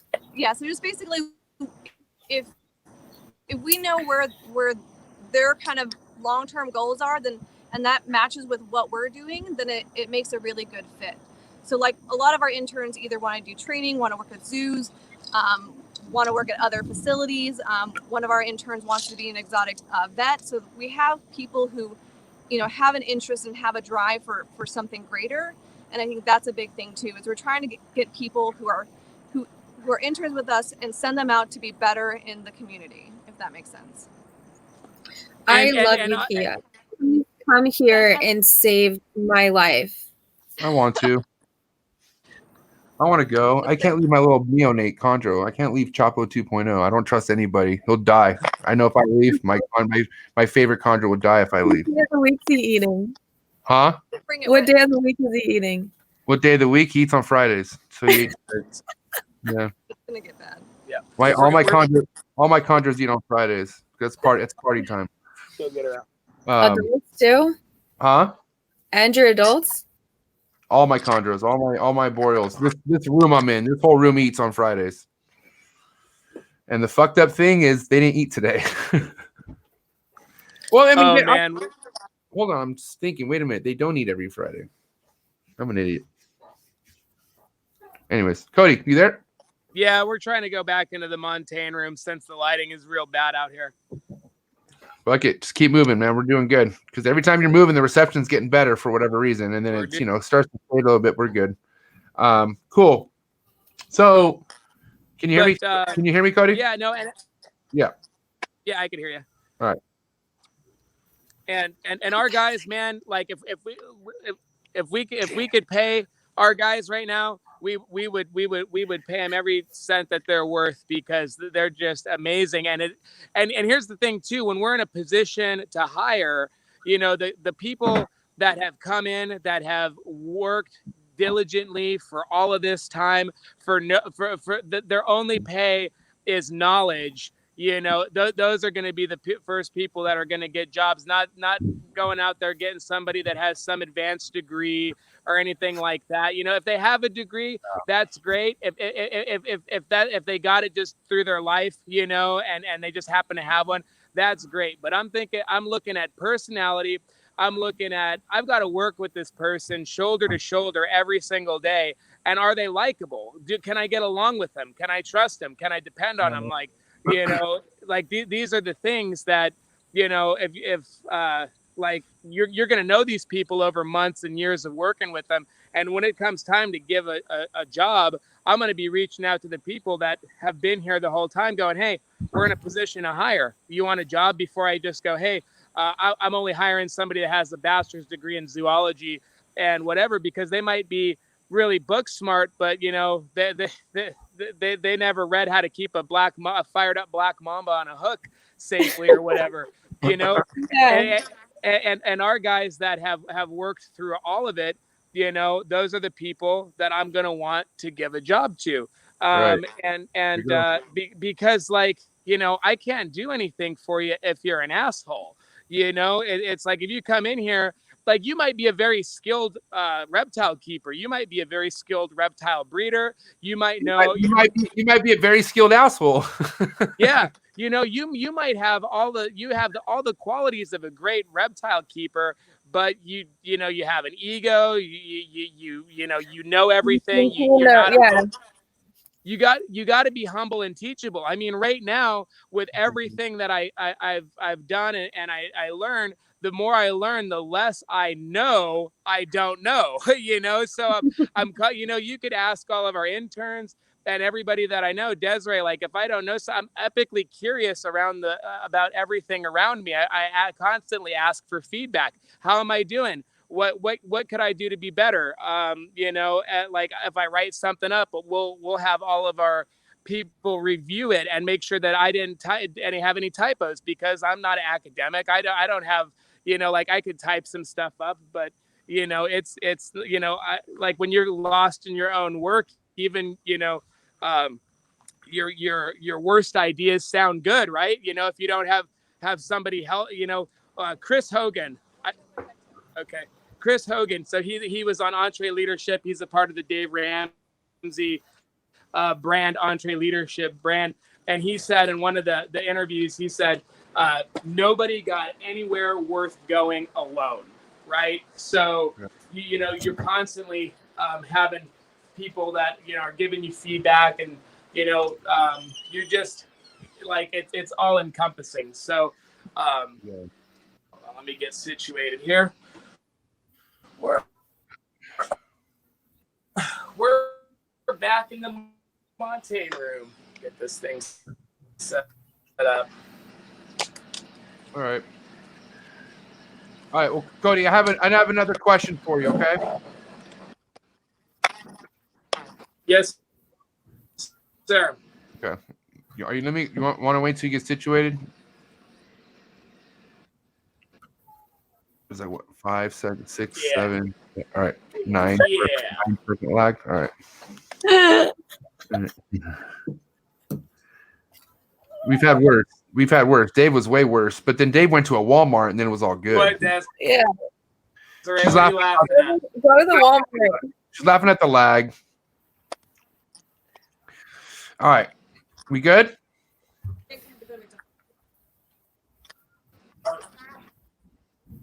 Yeah, it's just like I can hear myself on their phone. How do you say Florida? Like Californians, right? What do you say, Florida? Floridians. Floridians. They're such a different type. Like Joe. Like think about Joe. Joe's Joe, right? Have you ever known another Joe? No. I've never known another Joe. Switowski, by the way. I know who the fuck you're talking about. No, I'm just letting the other people know. I know. Switowski. Come on. Not just Say that 5 times fast. Switowski, Switowski, Switowski, Switowski. Switowski. I can't. I tumble after the third one. Cody, are you there?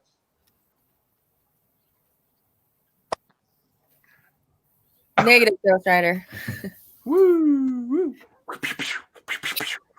He did, but listen, you saw how long he went, though. That was a good rant. Like he went No doubt. Is rant a bad thing? Like if you say, "Wow, you went on a good rant," is that mean like what does rant really mean? I guess it's based on the individual and how they really take it, you know. But like the fact I just said, "Hey, he just went on a good rant." I mean, Right? Forrest was the forest fire for ringeting, so yeah, I like rant. That'd be that bad. I like Yeah. Let's see. look at there's some deer in my yard. Let's see it. Prove it. The deer? Prove it. Prove the deer. Can you see them? No, I see American flag. God bless America. Hang on. Oh, they're freaking bounced already. Whatever. They weren't there. I threw the F-bomb. They said, "Oh, she cursed." Yeah.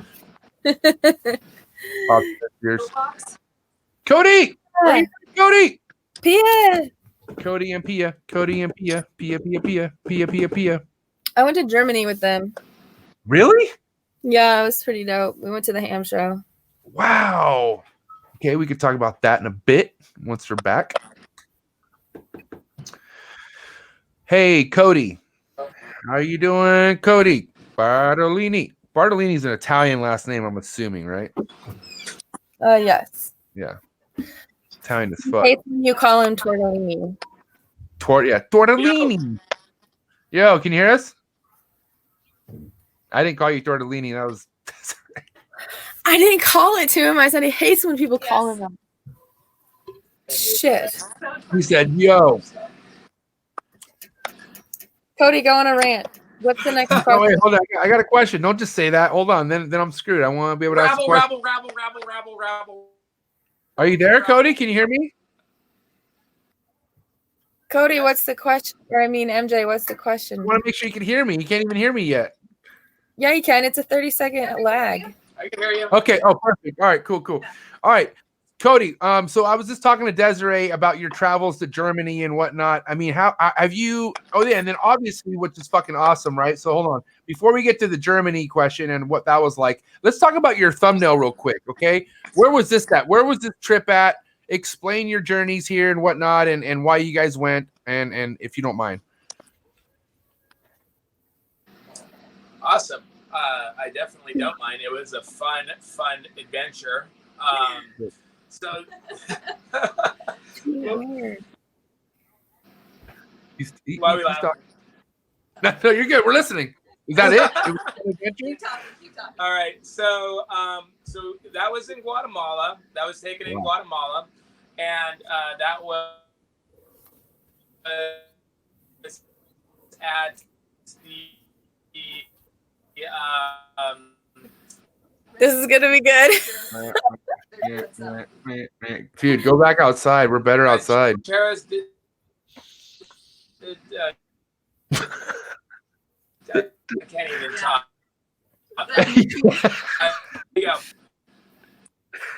Fuck.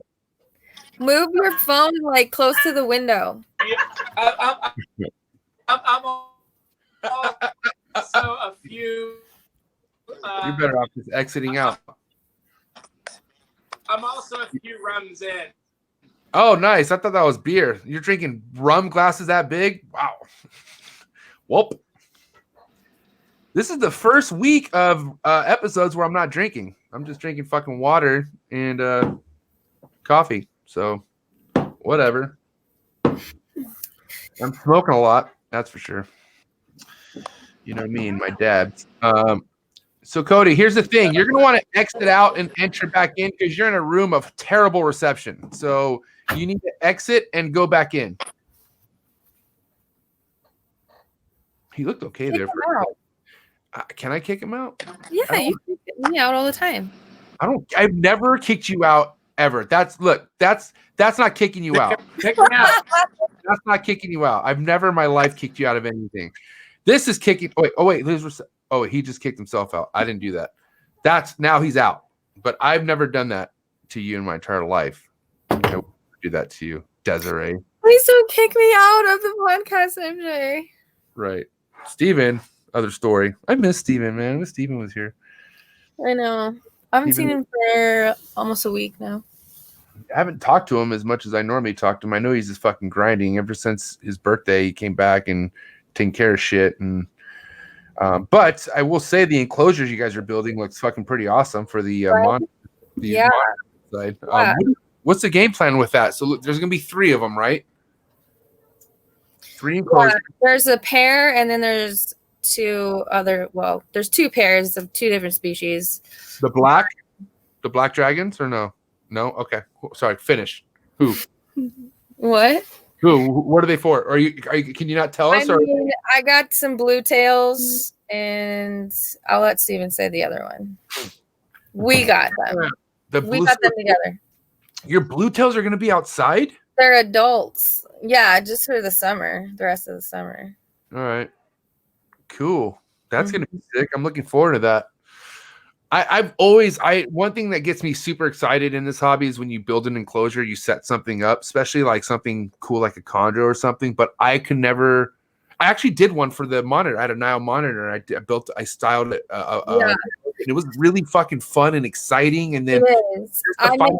I make them send me videos every day. Like, that's my Instagram won't load here. It's so bad in this state in my parents' house, and the Wi-Fi, it still doesn't even work. So like, I'm like, send them to me on Snapchat because that's the only app, and TikTok and Snapchat are the only things I can do here successfully. Right. I'm not even kidding. Like, it's really annoying, to be honest, because I can't watch anyone's stories. And like, here, I'll just show you right now what Instagram does to me. Like, it won't load. So is that just because where you're at, or is that because it's being funny to you? I don't know. It's working right now, of course, because I want to show you, that it's not.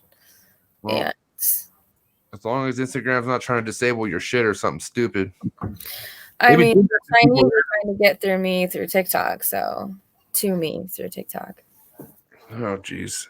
So, real quick, Desiree, since we've talked about it, and we'll talk about it when he hops back on, kind of give us the how the ham show Germany trip went with Pia, Forrest, and Cody. What was that like? It was really fun. It was one of my second or third times out of the country, so that was cool. And the plane ride was great. And Are you being sarcastic? we walked a lot when we first got there. Like I'm talking, we walked so far to get to the hotel, and someone was being really stubborn. And I know. And like we kind of all had to like get into the show on our own. Like Forrest went in first and got in like the pregame, and then I actually met Romaine there. The like, what was her last name? Carter or something. But she's a big deal on Instagram. But anyway, I got to hang out with her, and we walked in together. And I couldn't find Cody and Pia for a while, or Forrest. So it's kind of just on my own with this chick I just met, and just kind of walked the show. And then finally Forrest found me, he like yelled at me. It's like hours later. I'm like, oh, hey, how's the show been? And he's like, come here, I got to show you these. And he takes me to show him like a couple different things. And then some of the things were already gone by the time we went over there a second time. Cause it just like, it's so big that you can only walk it one time. So if you see something at the table, you got to just buy it, or it's going to be gone the next time you go back. Yeah. There was like some shinglebacks there. He took me to see those. Motherfuckers were buying shit that quick. Damn. Yeah. If Forrest really wanted something, was it a hard process to get that shit imported or whatnot? Or like, how does it work if you want to buy something at a ham show? You have to get the euros. So you have the euros. Like, let's just say I have the money, right? Let's say the homegirl Romaine or whatever is like, yeah, I'll buy it for you. How does it work? You gotta have something though, like some kind of permits. Hang on. What are they calling you? No, so what was I saying? Permits. Oh yeah, so someone was like getting in trouble for some turtles over there, tortoises or something, but I think you got to be a legal exporter back. So I think everyone does it through an exporter or somebody who's already doing it. Yeah. Wow. Yeah. Okay, so what was one of the things there at the ham show that you remember that was like probably one of the sickest things? I mean, seeing shingobacks in person was really cool. And then there was a lot, I know this is weird, but there was a lot of different weird corn snakes I'd never seen before. Right? Okay. So, but I think it was more of the way it was set up. It was like set up based on like certain species. Okay. And there was like a venomous room, and that was actually really freaking awesome.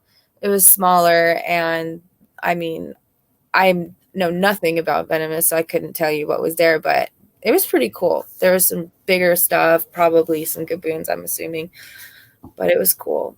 Damn, that's crazy. Now, and then there's like this whole ball python room, and there was just like all these crazy ball pythons in there. And there's a lot of rare lizards, I think. It was a while ago when we went. Hey, word on the streets of Indianapolis is that you might be trying to get into ball pythons. Is that true? Yeah, who told you that? I don't know. Somebody just sent me a text, and it was like an unknown text. But well, yeah, I know. I was trying to get some stuff from Ozzy, but he won't answer my DMs. I got you, bro. He's a Trap Talk podcast sponsor, so don't even trip. Oh, I'll show you how to get in. No, really. Wavy my hair is. Huh? So my hair is so wavy down here. But yeah, like did you crimp that, or is that all natural? That's natural. Oh, Des. Stressful. My hair is like two different things. Two different personalities. I feel that. That's how I am. think the front of my hair just went straight from all the stress, and like the back of my hair is still pretty. Not to bring up stress or anything close to that, but how's it been going over at the farm and Cold Blooded Cafe? Is everything still cracking? You guys still busier than ever? What's going on? Yeah. Busier than ever. Staffing issues.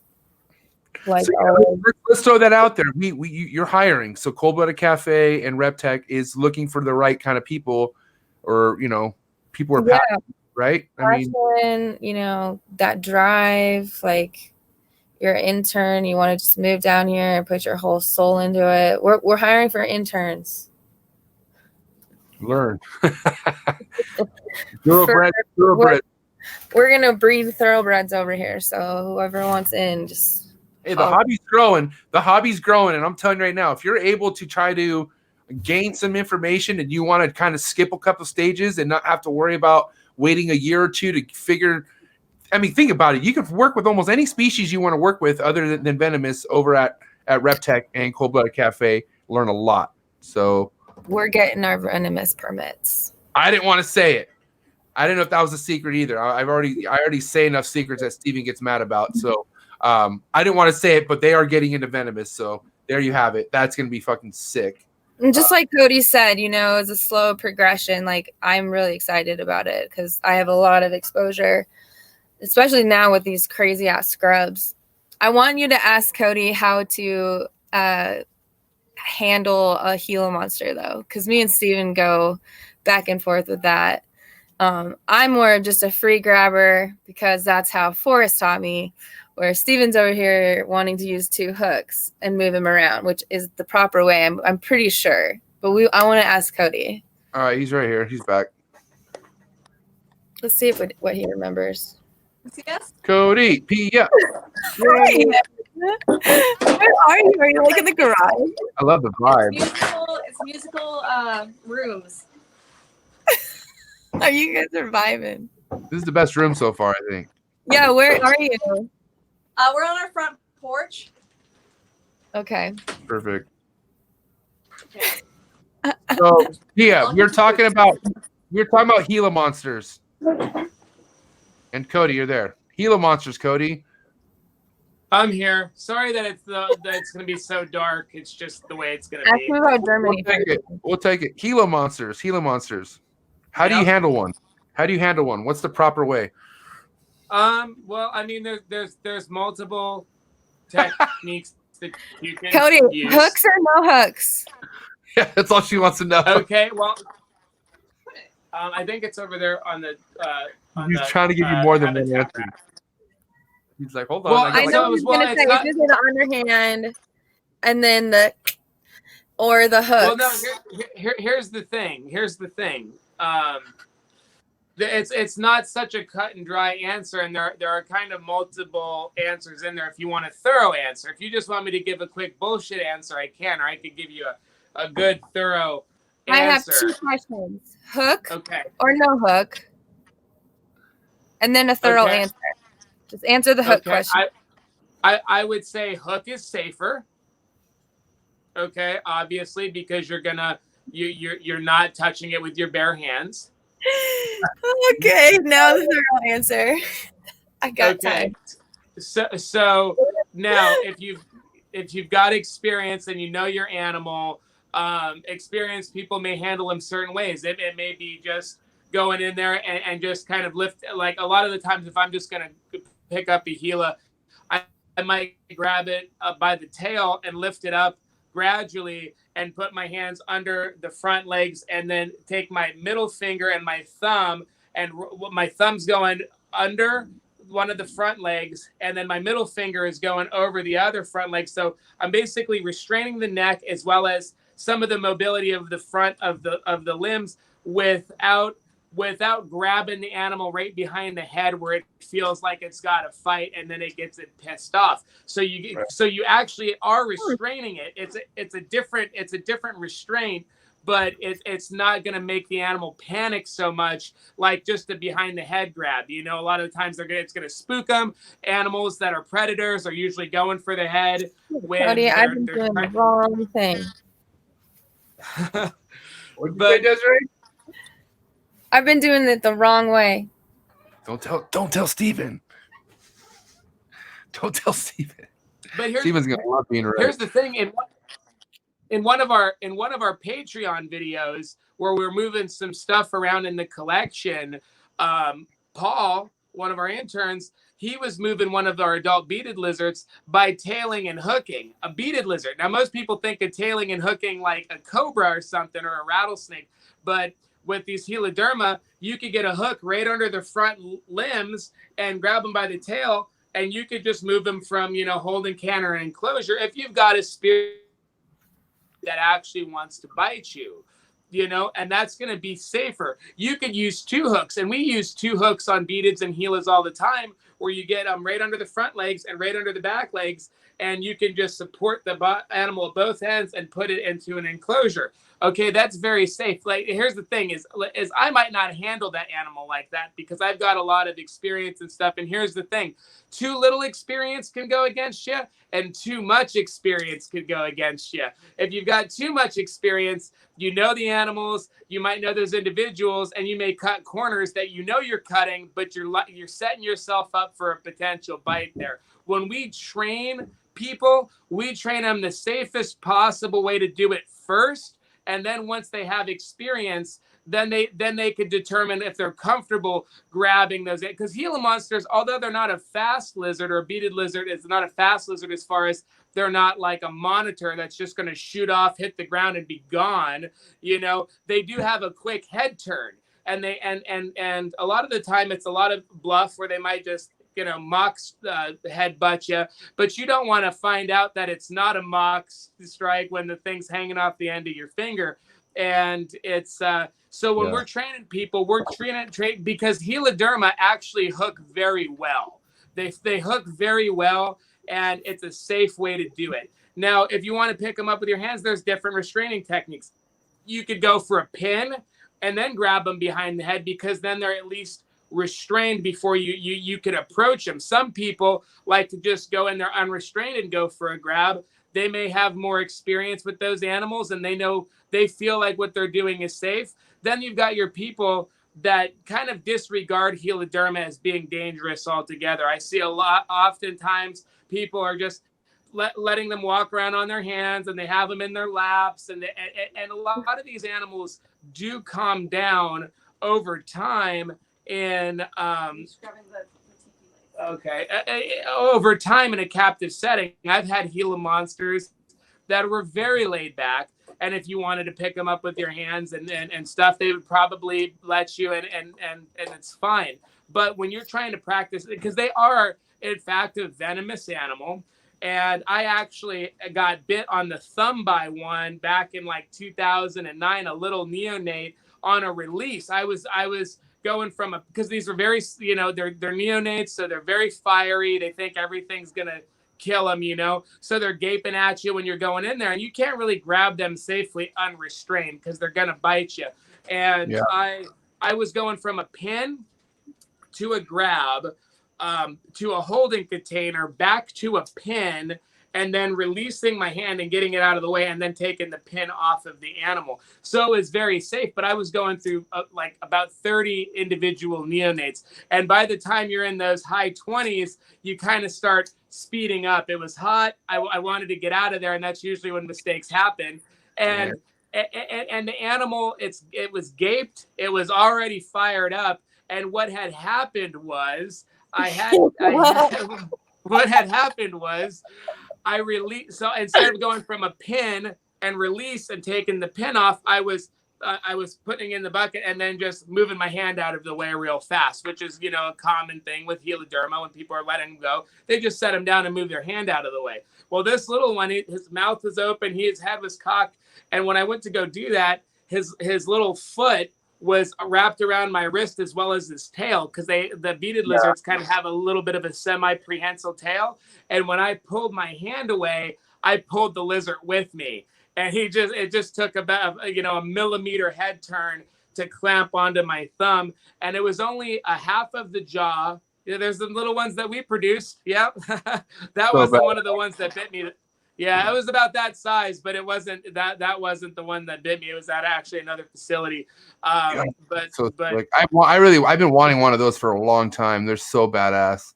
I love them. Hey man, you got Steve Angeli out there, and he's always breeding really good stuff. So, but we'll probably be pairing up our exasperatum next year. So if we get some babies, we'll definitely be talking. But here's the thing. So that was my mistake. I was being really safe, and then I wasn't, and that's what led to that bite. The thing was, that animal it was half of the jaw. It wasn't a full bite. He got me with just about a half of his jaw there.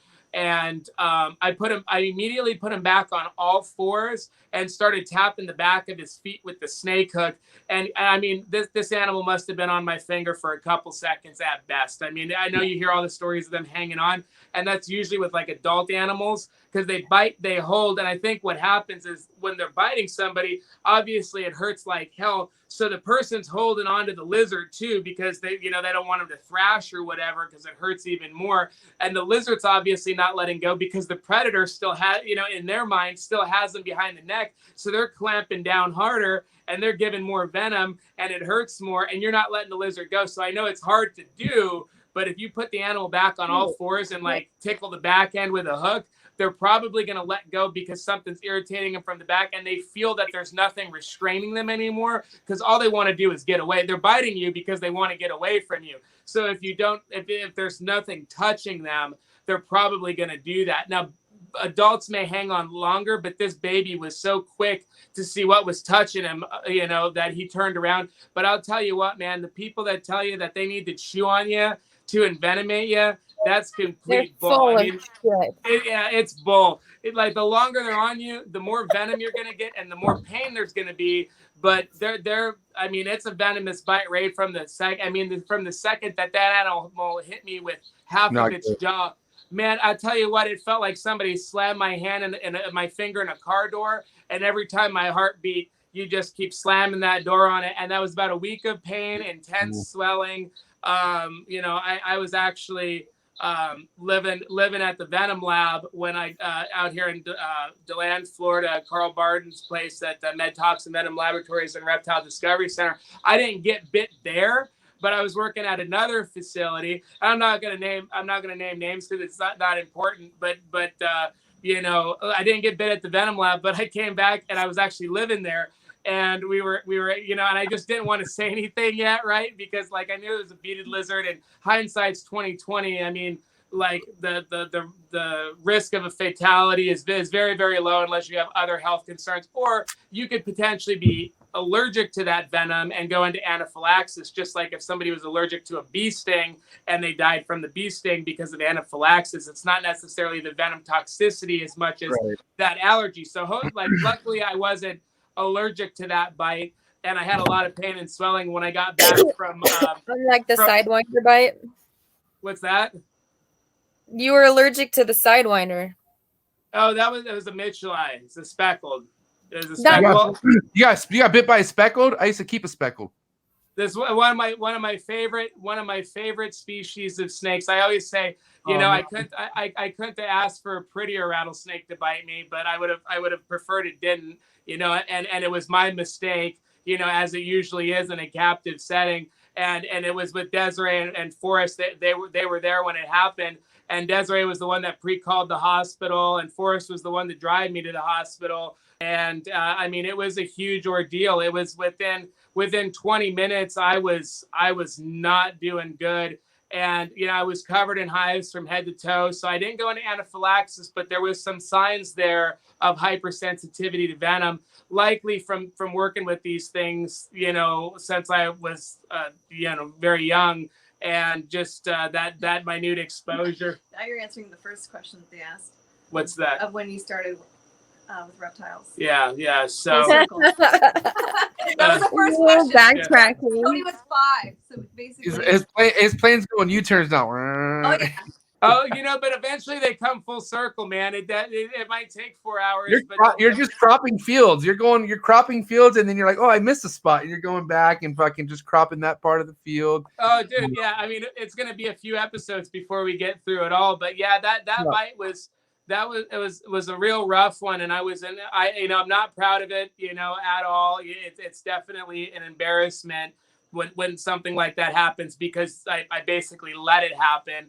And so I'm definitely, and of all the stuff that we worked, taipans, mambas, and all this, it was a homegrown Las Vegas, southwestern speckled rattlesnake that popped me. And here's the thing: when I talk about earlier, it's either too little experience that goes against you, or too much experience that goes against you.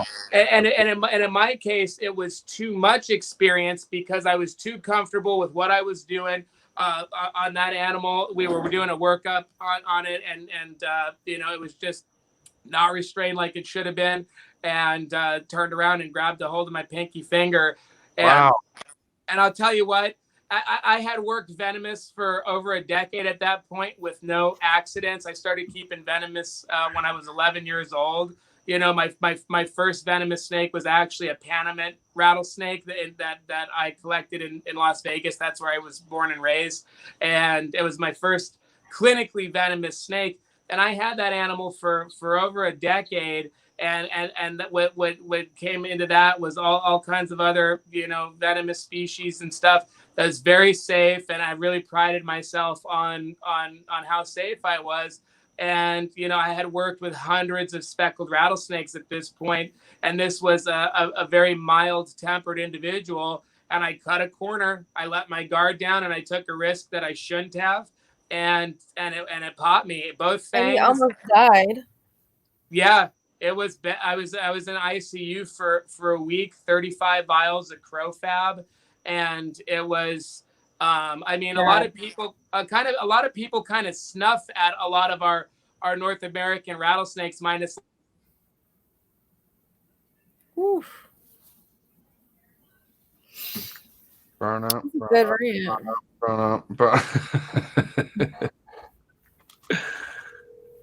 Damn, oh damn. Who are you calling right now? Seriously? Oh, your mom? Go ahead. Hey, Desiree, tell your mom I said happy birthday. Happy belated birthday. Oh my God, MJ's muting me. No, I'm sorry. I was trying to unmute you. Go ahead. No, did you hear what he said? Yeah. All right. I keep calling her and texting her that I need more beverages out here, and she just is ignoring me. Because, Lars can't see me, because if he sees me, he freaks out. Oh, shit. Or shady spots. Where's the light? I'm Are trying. you guys good? You guys look. You guys are coming in good.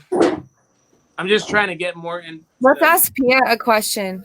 Let's ask Oh, Pia a God. question. No. Well, let. This is the reason why I married Cody was because he talked more than I did. So. And she tries to. And I just try to be quiet. Well, no, she tries to keep me from saying too many stupid things and then keep me sort of on track, which is hard to do. But yeah, so that really sucked. But going back to when I was at MedToxin with that beaded bite, Carl, we were hanging out at the dinner table. I had not said that I had gotten bit yet. My hand is throbbing in the size of a softball, and he goes, "How was your day? How was your day at work?" And I was like, "Oh, I was doing this, and I was working with a lot of these beadeds," and just the tone in my voice. He goes, "Don't tell me you got," and I plopped my big bloated hand on the table. And I was like, my God. Unfortunately, so we actually so he. He was there to help monitor that, if anything went south. And basically, I just wrote it out. The funny story is, the other part of this story is, Steve Angeli, or at least the name Steve Angeli. Yeah. Yep. So we're actually really good friends now. But at that time, I had never even talked to him. And he was like the authority on beadeds and Gilas and stuff. And I knew he had been bitten by those. And, had some weigh in on what to expect. But I didn't want to personally call him and say I'm an idiot and I screwed up here and whatever. So Katie Bugler, which I think obviously Desiree knows Katie. I don't know if you know Katie, MJ. You know Katie Bugler?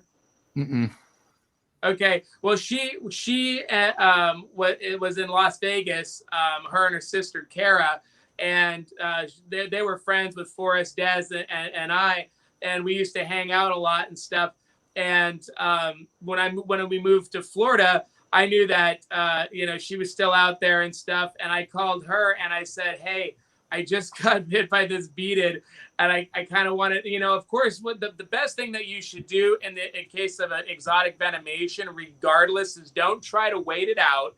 Don't be stupid. Go to the hospital and find out that it's not a big deal while you're in the hospital bed. Don't find out too late, right? So even if it's a beaded lizard bite, it's serious. So go get it looked at by a professional, right? I was stupid and I didn't do that. I called a friend. I phoned a friend to call Steve Angeli and say she was doing a project on beaded lizards and venomation and asked him for, his experience on bites. And he said, So I got a friend, right? I got like asking for, I got a friend asking for a friend, but she didn't even say that. She was just saying like, so have you been bit and blah, blah, blah, and what to expect. Yeah, what did you end up doing? So Pia, real quick, why Cody? Why Cody? Yeah, like meaning like tell us. I want to know what made you so like. I know like I can have an idea, but what made you just like I need to marry this guy and all. I just curious. I want to know what it was. Like, are you obsessed? This is so cute. I just look at him. He's amazing. No, he is pretty. I guess I don't know. I used to say that shit. The funny story is, what are you? It's story time. So I was a vet tech at UF when Cody was the keeper at St. Augustine Alligator Farm. All right.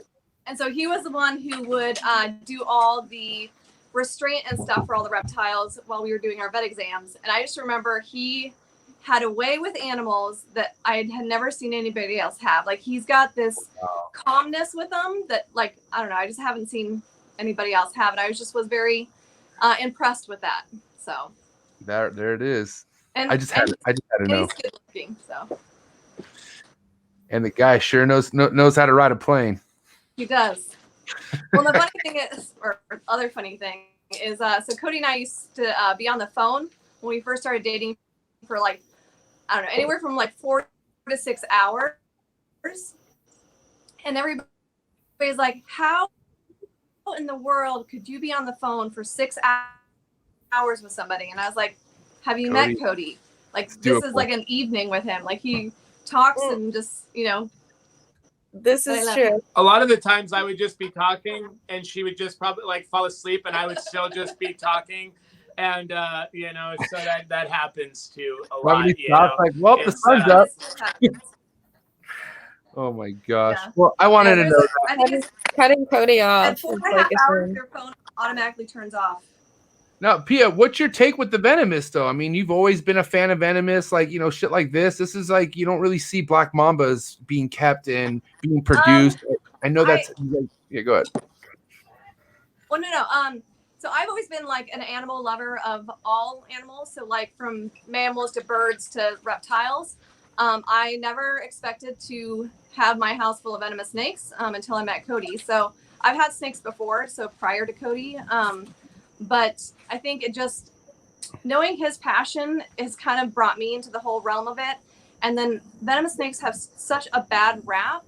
I think that's what kind of makes me love them even more is I want to be able to show people how amazing these animals are, show the medical significance of them. Because a lot of these species, I mean, they're like the venom from like a copperhead is like treating breast cancer, or the venom from like a Gila monster is treating like diabetes. There's like so many things from venomous snakes and reptiles that like you would have no idea. We don't even know. Yeah, we don't even know. Yeah. I love you, Pia. And pop their heads off. And I don't know, I just kind of like the underdog. Well, I mean, like I've always referenced venomous reptiles as like the saltwater fish of reptiles, right? There's a lot of beautiful freshwater fish. And as a hobbyist aquarium keeper, you get into the freshwater stuff because it hones your skills on how to keep water and how to do all of that stuff. And there's a lot of pretty freshwater fish, but it's not like once you go to an aquarium and you see sharks and you see anemones and you see, all the crazy little saltwater shrimp and all the different colors of fish. There's nothing like looking at a saltwater tank versus a freshwater. Where would you rate this? Where would you rate this as a fish? If this was a saltwater fish, what would it be? A barracuda.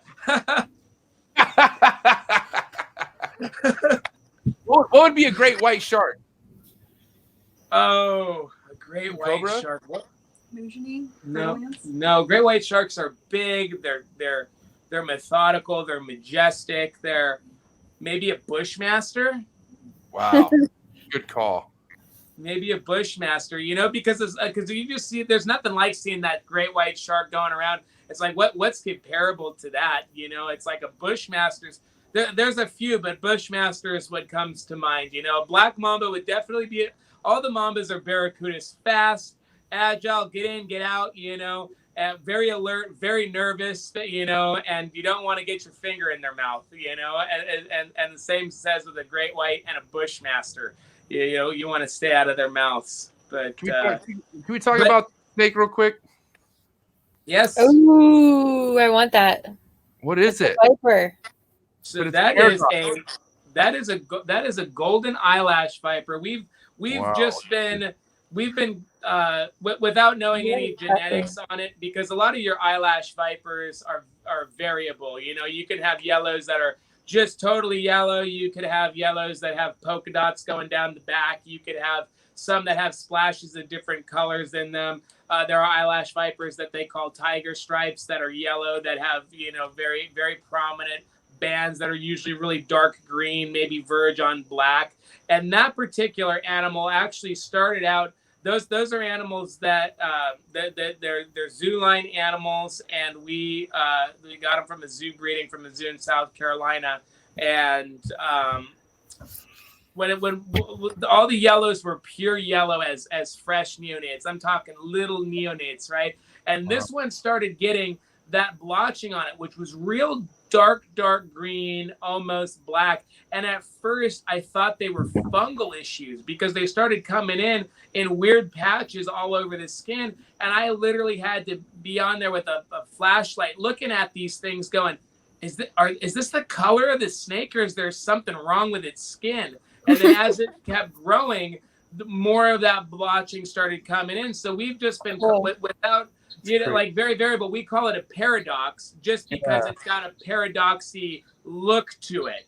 But like, again, eyelash vipers are variable. So I wouldn't go too far to say, you know, that's a genetic paradox trait. It may just be like, you know, paradox in a lot of your other pythons and boas and stuff like you see. Just it's a random occurrence and not really necessarily genetically inheritable, although some might be. You know, I couldn't say whether it is or not, because you can see so much variability in an eyelash viper clutch. But there's no question that's a very unique and beautiful specimen, and we have her in the collection currently. Desiree, is there any talk yet on what type of venomous you guys want to start collecting, or have you guys brainstormed? Yeah, we got a wish list. Please tell Cody this. I want to know this too. Some Lepidus clobberi, Lepidus, Willardi complex, Eric Smithi, Morellus, Maculosus, Mitchellii, cool. Melosis, and Pyrus, and Pricei. Yeah, so a lot of montane rattlesnakes. Yeah, the mountain ones, the rock rattlesnakes. Nice. So you I guys got the hook on all that. So I'm getting cages. We're getting cages. I keep saying I. It's Steven. This is all for Steven because he wanted to do this. And I'm going to hook it up.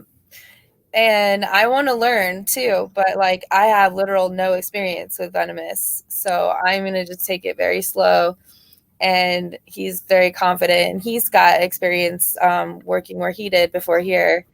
Where was he at? Do you remember what Carmichael. What's Rob's place? I forget. It's some Discovery Center place up in Illinois.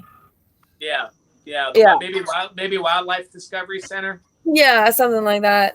I get them all mixed up, but no. There's a lot of similar names. So yeah, I mean, we probably won't start this for a little while, but like, I got to get this building done first, and rooms set up, and cages set up, and whatnots. Yeah, and obviously we're here for any training. Yeah, Cody, can I come intern? Cody, can I come intern? Pia, will you intern me? Yes, you can. You guys are welcome anytime. Okay, I'm coming for Daytona, and I'm gonna say fuck the show, and I'm just gonna come to your house. Yeah. No, you obviously. Except for Cody's doing a presentation on rock rattlesnake or on montane rattlesnake. On actually Price, Yay! It'll be. Yeah, pretty we talked about that already. Yeah.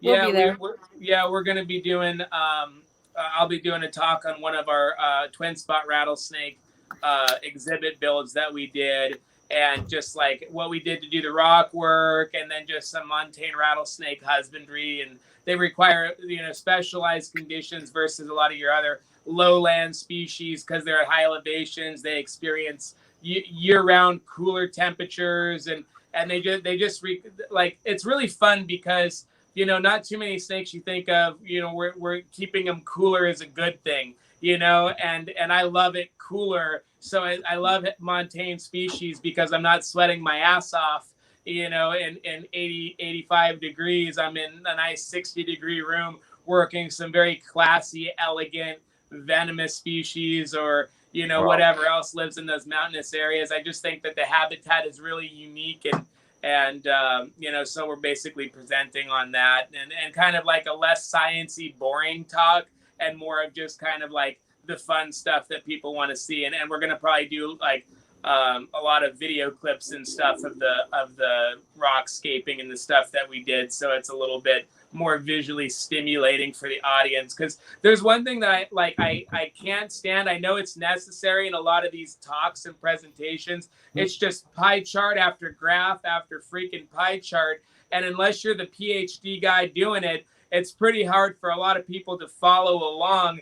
And, I could hang with some of the stuff, but some of it goes over my head. A lot of it goes over my head. And, I would like basically like the picture book of talks where, they say that to effectively communicate with people these days, you have to speak at a third grade level. So pictures, videos, and kind of not necessarily dumbing it down, but if people want to talk sciencey stuff, we could talk about that off the the talk. But like while we're giving the talk, just make it a little bit more like colorful. Exactly. That's a good way to put it. And entertaining. Speaking of colorful, Cody just landed your plane. Sorry, bro. But just speaking of colorful, one of the things I'm super excited to talk to you about, because Forrest brought this late into our friendship, and I was like, wait, what? Cody was doing this? And I'm gonna get into the fucking chondro, bro. So you bred these, am I right? Yes. Okay, let's talk about this, because you don't keep chondros anymore, or do you? What's going on with the chondros? Because we definitely do keep chondros still. Unfortunately, a lot. No, don't go away. Come back. Shit. Come back with me, Cody. Come on. Follow the light. Get your plane. It's planes. This needs a little gas. It's running out of gas. I'm here, guys. Oh, there you are. Shit, it's not out. Okay, keep going. That one's beautiful. Oh, yeah. Yeah, that's a real pretty one. We actually didn't produce those. Those are some Dreamline chondros, but those were animals that were in our collection. We actually sent those into that's the individual I'm thinking of. We sent them up to a person in Canada, and yes. Was it? Okay. Yes. You know better than I do. Where are these at? There's some more. What's that? Where are these at? So those are both dead now from night Damn it. Yeah. Look at this classic. Okay, tell them how yours. Look at that. Can you capitalize the L in lemon, please? Okay, me and Steven just had this conversation the other day. This is so classic. Oh man, Forrest and I would always be so like I was always like the dreamline. It was like my favorite line, and Forrest was like lemon line, the lemon tree line. And when the dreamline was actually created from a female that came in that had a very ghost wash, they were calling her a ghost morph at first. She was like a wild snake and came in and it changed hands a few times. And she eventually got the name Dream. Well, she ended up breeding with a Tim Termesi line lemon tree, producing animals that were just wild. Among those, Daydream, Wet Dream, Dreamcatcher, like all different dream stuff. And so Forrest and I we loved the dreamline, but he would always give me a hard time because I would speak about the dreamline as if it was just Dream herself. But the dreamline actually couldn't be the dreamline without Lemon Tree in there. Lemon Tree was what actually that particular female, she just named Dream. And when she Dream bred to the Lemon Tree male, the animals that were produced eventually got known as the Dreamline. And they were known for their very ghostly like wash, like, you know, like a ghost ball python, how you have that kind of wash on them. Well, the Dream would do that. So you would get like blues and yellows and like orangey colors and like deep reds and very pixelated patterns.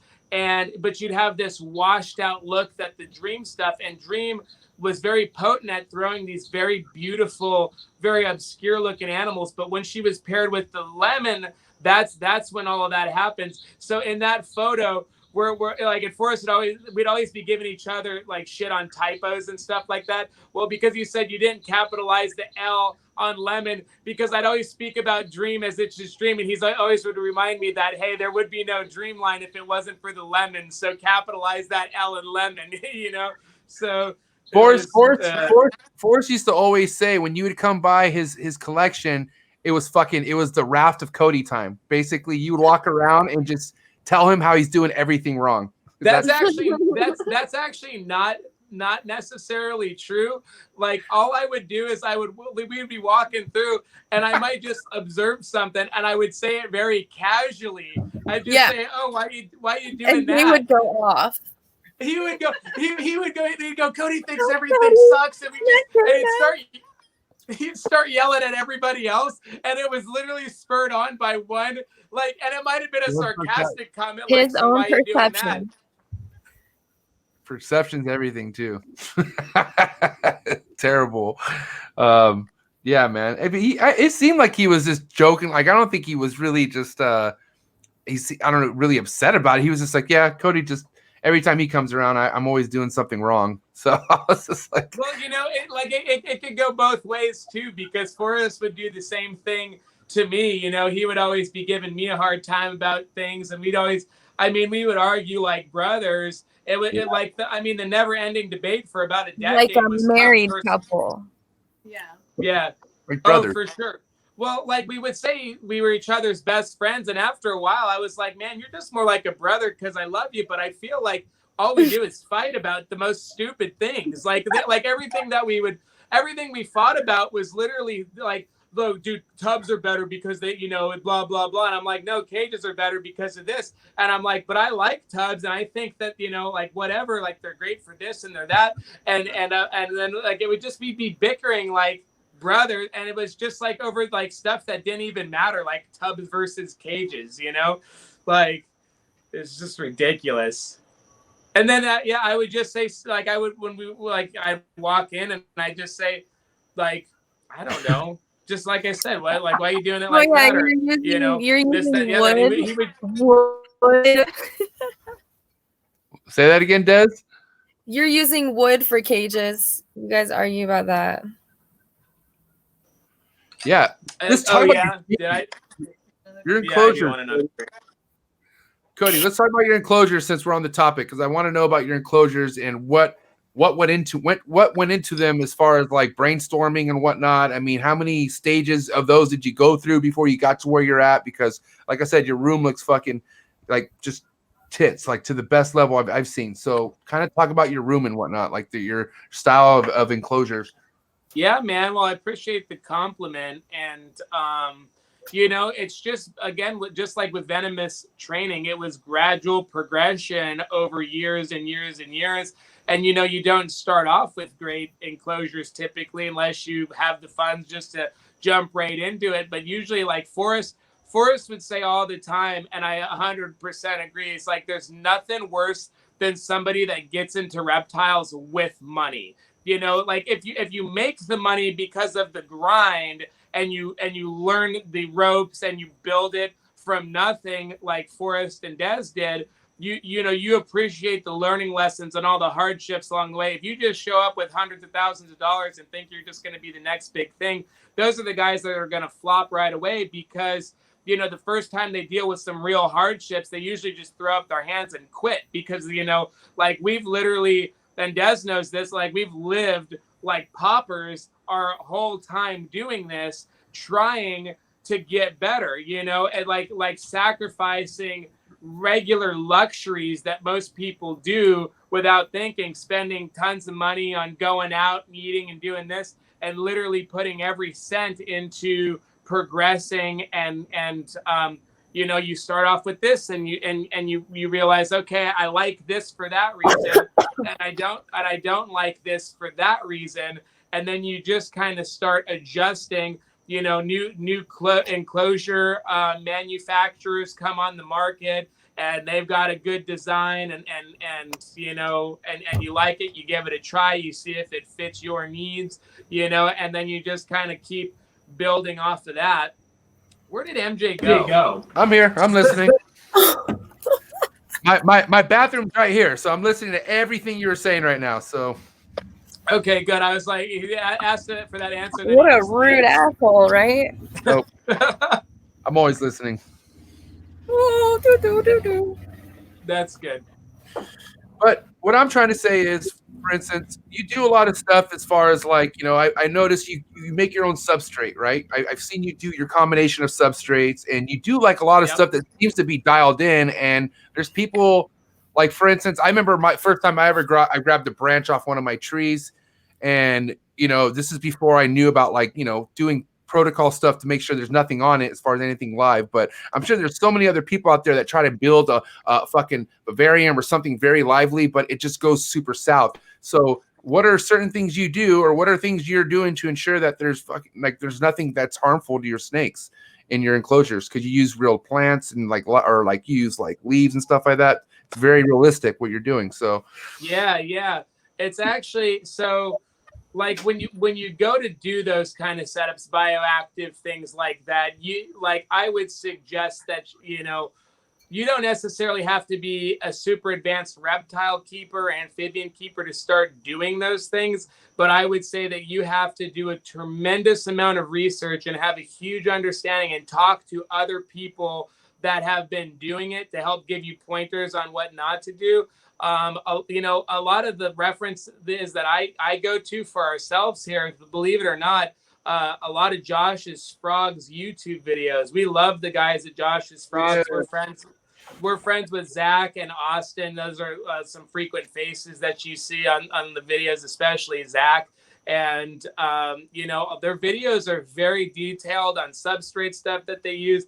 They offer a ton of variety on live plants with awesome descriptions of what the plants are, where they're from, if you're doing a vivarium, where they would be best planted in the enclosures. And they do everything organic without pesticides and stuff. So when you get plants from Josh's Frogs, like they're vivarium ready right off the bat. If you're going and getting stuff at like Home Depot plant section and stuff, nothing wrong with that. We do that. But it's best to quarantine your plants, rinse them off, do a soil substrate change and kind of like make sure that they're doing good and try to get rid of any pesticides or something that might be on those plants. So you just have to do a little bit more work, where Josh's Frogs makes it easier to just go. And the descriptions are very nice. And I really like those guys. So they've got a lot of good videos on tutorials on the different substrates and stuff, and they can offer clean leaf litter for sale. But we have a property, we have live oak leaves and turkey oaks and stuff that fall,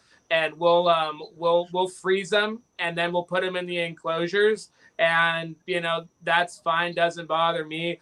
We've got a lot of beautiful oak branches and stuff that we just trim on the property naturally, and we'll throw those into enclosures, for arboreal species, or, maybe not for something arboreal, but just for a garnish, a splash of color, a little enrichment. And I'll tell you what, man, terrestrial species will be arboreal. That was one of the names in our first company, Terrestrial and Arboreal, was because it was all encompassing. And a lot of your terrestrial species, if given the opportunity to climb, will absolutely sit up in a tree, or off the ground. But a lot of people don't give them the option because they think that's not necessary. But you give it to them. Like we literally had when we got the new enclosures, the shift enclosures for the mambas, we did a mixed species exhibit with some gaboon vipers, Western gaboon vipers, and Western green mambas.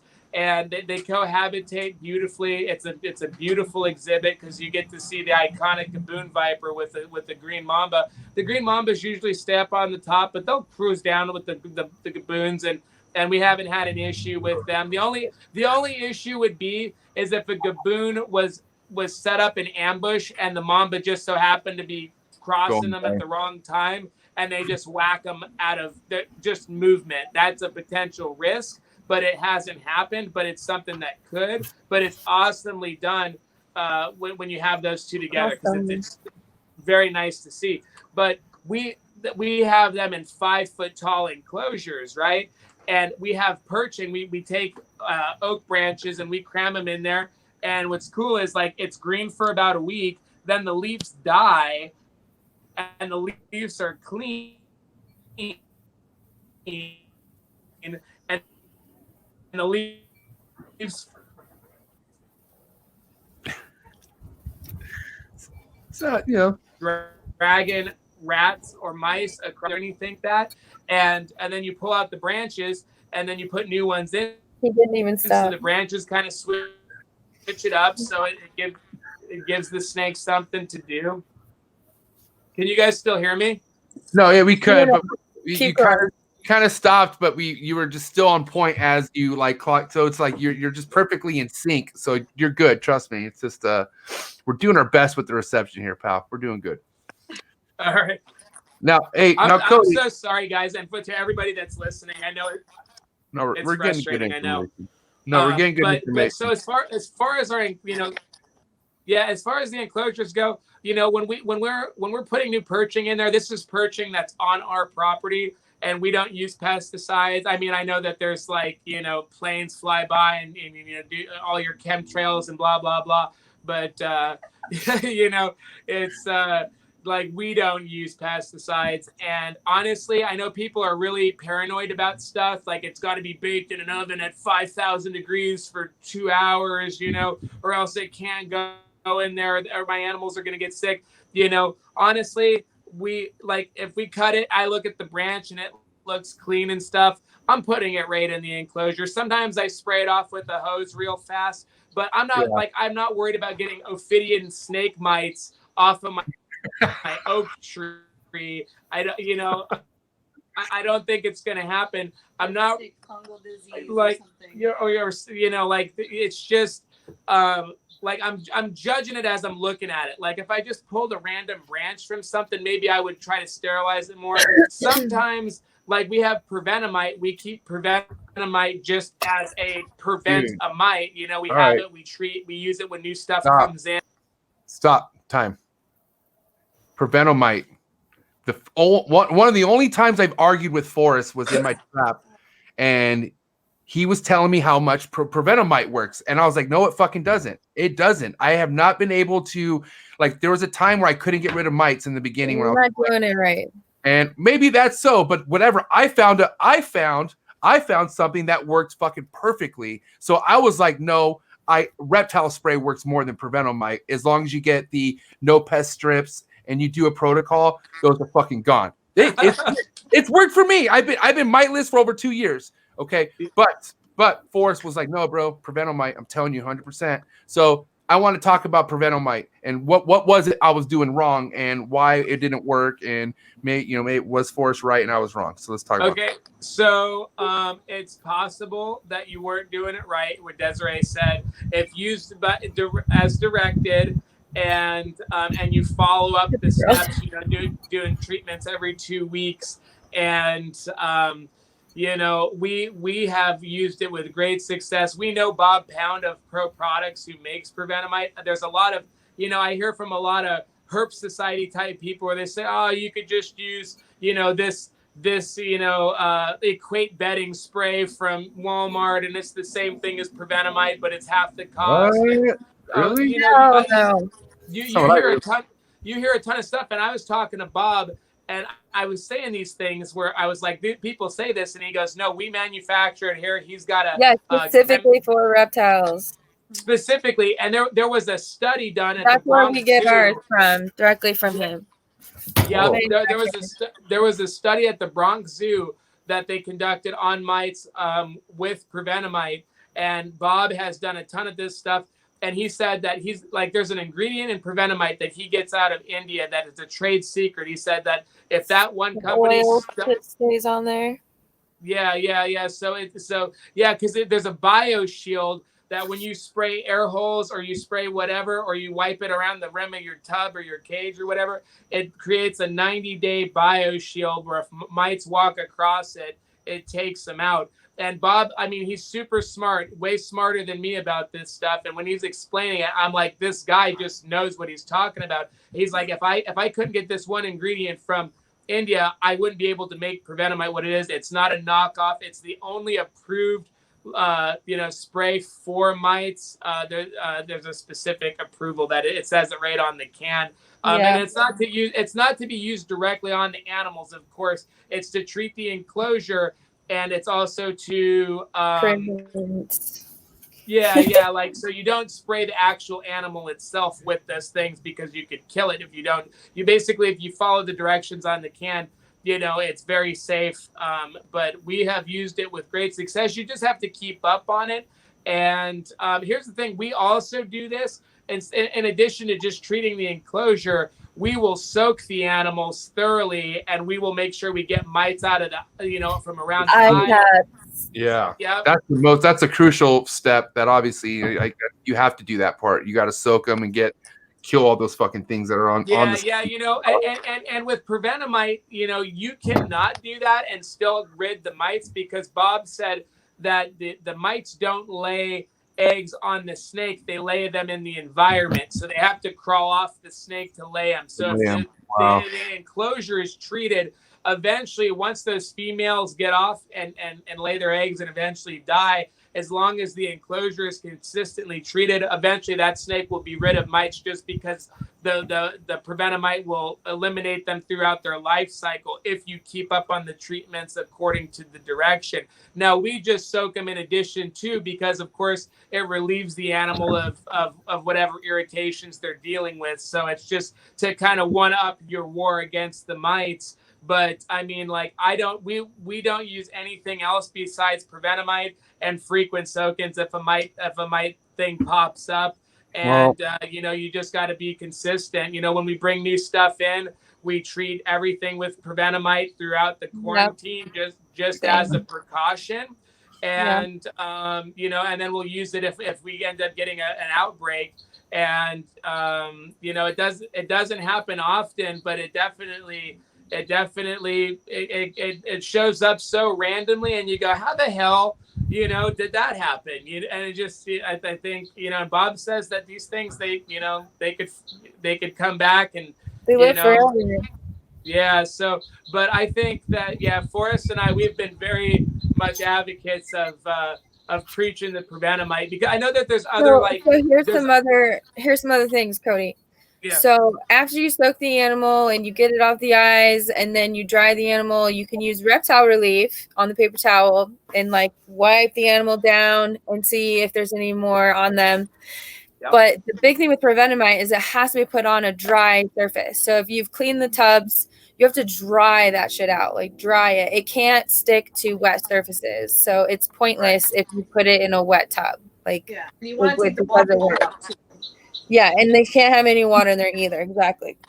Yeah. So you get water in back after you've sprayed it, and I usually leave them dry for like a day or two after a whole prevenamite treatment, and then give them the water like a day or two after that. But the dry part is like the biggest thing, and you just one spray, like it's not. It's just like a quick spray, a little. And that's. No. Well, first off, Forrest never explained this to me. First off, second, it's just never worked. Well, Forrest was always like not submissive, but he just never really, like, anytime I questioned something, he was just like, all right, everything else I hear from people, he would just fucking drill, and he never fucking really grilled me like that. I'm kind of wish he would have. But like, for instance, he was just like, he was like, all right. When I told him, I was like, oh, hell no, bro. Fuck prevent Mite. I will never put this back in the trap again. He just laughed. He shrugged it off and that was it. And like, but I would have totally been receptive to what he would have told me if it would have came out like the way Cody told me. So I was just like, fuck, dude. But at the end of the day, it is to each their own, All right? right, Whatever. Why? Because I call him Corey. I'm sorry. I was on a roll. Cody, get back here. My plane was just going out of control. I was fucking just speed. What? I called Cody. I called him Cody. You good? You back? No, anyway. MJ. What? What'd I do? Yeah, we're good. We're good. I forgive you. What are we talking about now? It's a common thing. I lost my internet connection. We're back. We're all back. But listen, what I was going to say was, go ahead. Can you hear me all right now? I just saw you leave and come back, and you came back twice. So I'm glad you're back. Are you here to stay? We were still on Venomite. Okay. Venomite, that's right. Doesn't work for me. I'm not gonna have it back here. I'll teach you, MJ. No, I already have a system. What works for me works for me. I'm just not doing anything else. I've been really careful with those pest strips because they can cause including body disease. If you have if you have them within like your silverware, your plates, but everything's inside. On animals, silly. Wait, what? What about on animals? IBD. Silly. Yeah. Wait, what? Wait, hold on. Let's just stop right now because I'm willing to listen to this. What is no pest strips? What do they do to the animals again? Or is it? They can be issues. I want to talk about somebody who actually experienced what you're talking about. I got Bill Brandt, you ass. Okay, so pissing her off. So the situation could be caused from organophosphate poisoning, possibly a pesticide exposure. So that can cause IBD sometimes in snakes. So you're saying don't wait. Okay, I can't. Hold on. How am I gonna? I just see the time. That's all I see. I see that it's Bill. I believe you. Okay, you can take your phone away. Well, the camera's backwards, and I hate it. So let's slow down here. Pia, what's your take on this? No pest strips are bad for snakes. They'll kill your snake. Yeah. I didn't say all that. I said they could. So I'll just say, Good. as in a veterinary sense, using I really want to hear that. I mean, what I would say is that it is you should use a lot of caution with using something that is a pesticide next to animals. That is something that is not meant to be with animals. So that's why I am a big proponent for Venomite and even like the ivermectin kind of spray, that sort of thing is meant to use with animals. So anything that is not meant for animals, you have to be very careful because there are so many side effects and like kind of issues that you can see with using them. So I would never, ever, ever, ever tell anybody to use one of those pest strips. But that's just me. Welp. Boom. Boom. I threw all mine away after that. I mean, I was hearing about that for a while. I went to Walmart, went ape shit, and cleaned house. So that was his thing too. He put it all over the floor, all over the like shelves of the rack systems. Like he had them everywhere. And he cut them with gloves and stuff. Like they're just dangerous. Oh, now I feel like I learned something today. Yeah, I mean, Pia and I are very intelligent women of reptiles. Education. Right? I mean, fuck, dude. I'm spending a lot of money on those motherfuckers, but I haven't had mites in like 2 years, at least. Whatever. Yeah. That works. If you don't get mites, you're not keeping reptiles long enough. What? Don't be ashamed of it. Okay. Girl, no, I'm not ashamed of it for one thing. Hold on. Okay, I'm not ashamed. I'm just being specific. I'm trying to say I'm proud that I have not had one fucking mite, and I've gotten a lot of snakes from Joe Switowski. Keep that in mind. I have not had one I've not had one come from. I had one mite on my fucking snake in 2 years. I'm just super proud of that. I've had to treat a lot of fucking snakes for mites in the first year and a half or so in this hobby. Yeah, you definitely start learning, and you're just I'm glad that's over with. But now I'm like, fuck, what I've been doing is potentially super harmful to my snake. I just wish somebody would be like, yo, this is what happened to my snake because I used this, but there's no actual facts on that yet. It's just potential. I have one. Here you go. So if there was a chondro tub, baby chondro tubs, and they didn't have any vents on them, and we put those test strips in a little deli, a little tiny piece of it, and this pest strip was in his cage, and like 3 or 4 days later, boom, snake's dead. Over not having ventilation, because it was a neonate tub with no ventilation. That's that's a user error. 2 of them died. That's user error. I'm just saying, you know what? It wasn't my idea. I did what I was told. It's not your fault, Des. It's a fucking pest strip's fault. You know what? It was the goddamn pest strip. Well, regame plan.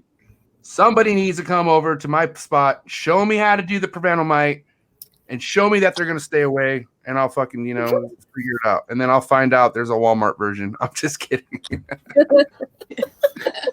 I think that's fucking wild. I will never, ever, ever, I'll tell you this. I will never find a Walmart version or something like that. Wait, that's what I'm doing. Holy shit. You are the Walmart version. Let me send you a box. Oh my God, I feel worthless. I am the Walmart version. That's exactly because I go to Home Depot for them. No, I just said I went to Walmart. I'm fucked. I got nothing. Damn. Anyways, Pia, thanks for the insight on that. Appreciate it. I only heard Pia. That's it. I heard a lot of other people telling me that Pia's the only one that really, really connected to this. I was saying what Des was saying. So. Well, there you go. So Des for the assist. I don't know what the hell Cody was doing. Cody was just fucking. Des is the one who lobbed me the ball and I hit the home run. Oh, we're such a team. We are. All right. Well, listen, mites are super common in the hobby. We all know that. And honestly, guys, I do preach to people that you should be using no pest strips. But after this right here, listen, it is. No pest strips. Reconsidering shit. You know what I mean? You might want to let's backpedal a little bit. Let's see what Venomite's really all about. It's heavily recommended by these two and Des, so 3 people. And Forrest, hell, it fucking obviously he didn't really give me the whole details on it like you guys did. Wish you would have, but it's all good. I got it now. You know what I mean? We're good. So I think Walmart returns anything, right? So I'm pretty sure I could just take the whole box of unopened. You could use them and then take them back to Walmart and then still take them back. No, but we're not using these no more. We're gonna leave them sealed up. Hey, so here's the thing, MJ. Tell me. And then as soon as you start laughing, he goes, "Why are you laughing?" There he is. Okay, go ahead. Wait, were you kidding? Here's the thing, MJ. Are you ready for this? Yeah, we're ready. Yeah, go ahead. All right. Yeah.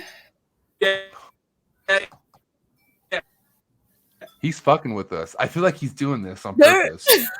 I would use great caution in using them in enclosures, but in your room, if you. Oh, this is important. Can you? What am I fucking doing? Stop. Your internet sucks balls. Yeah, bro. Let's wait till good.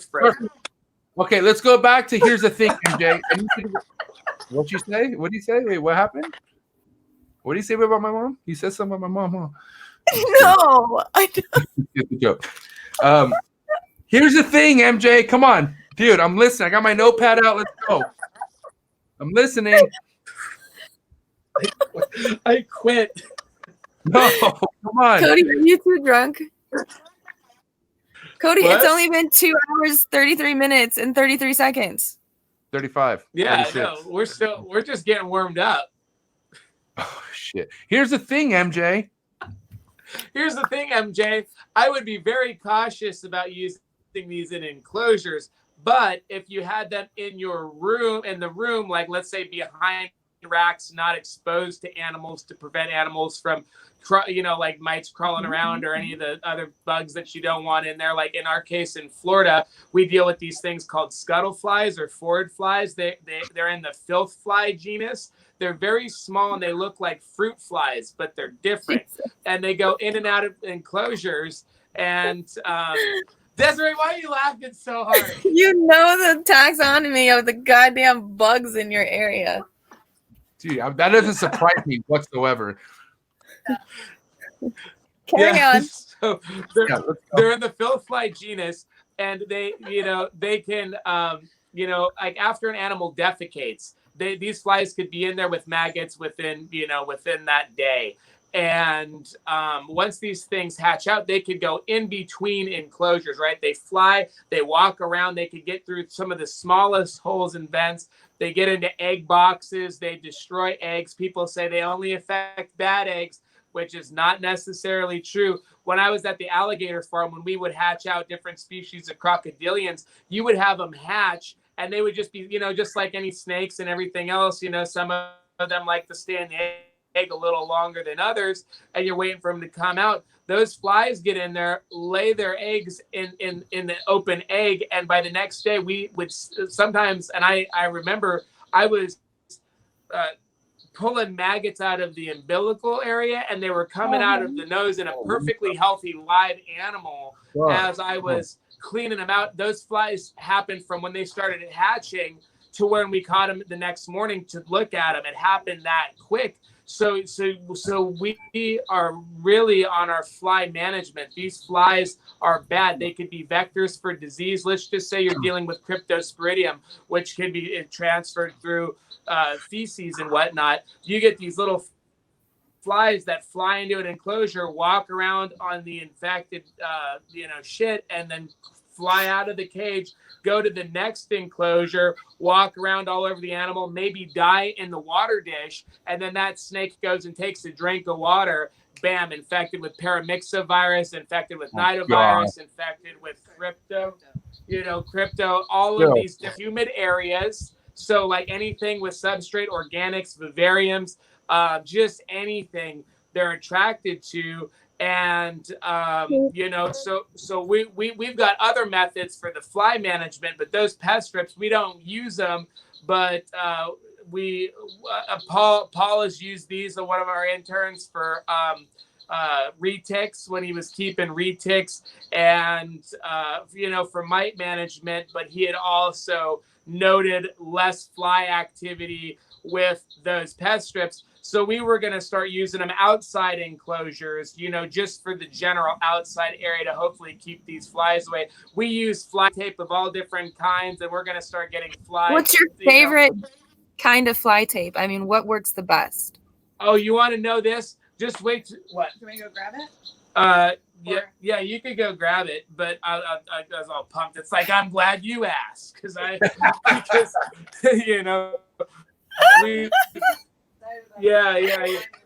Please inform me. It works.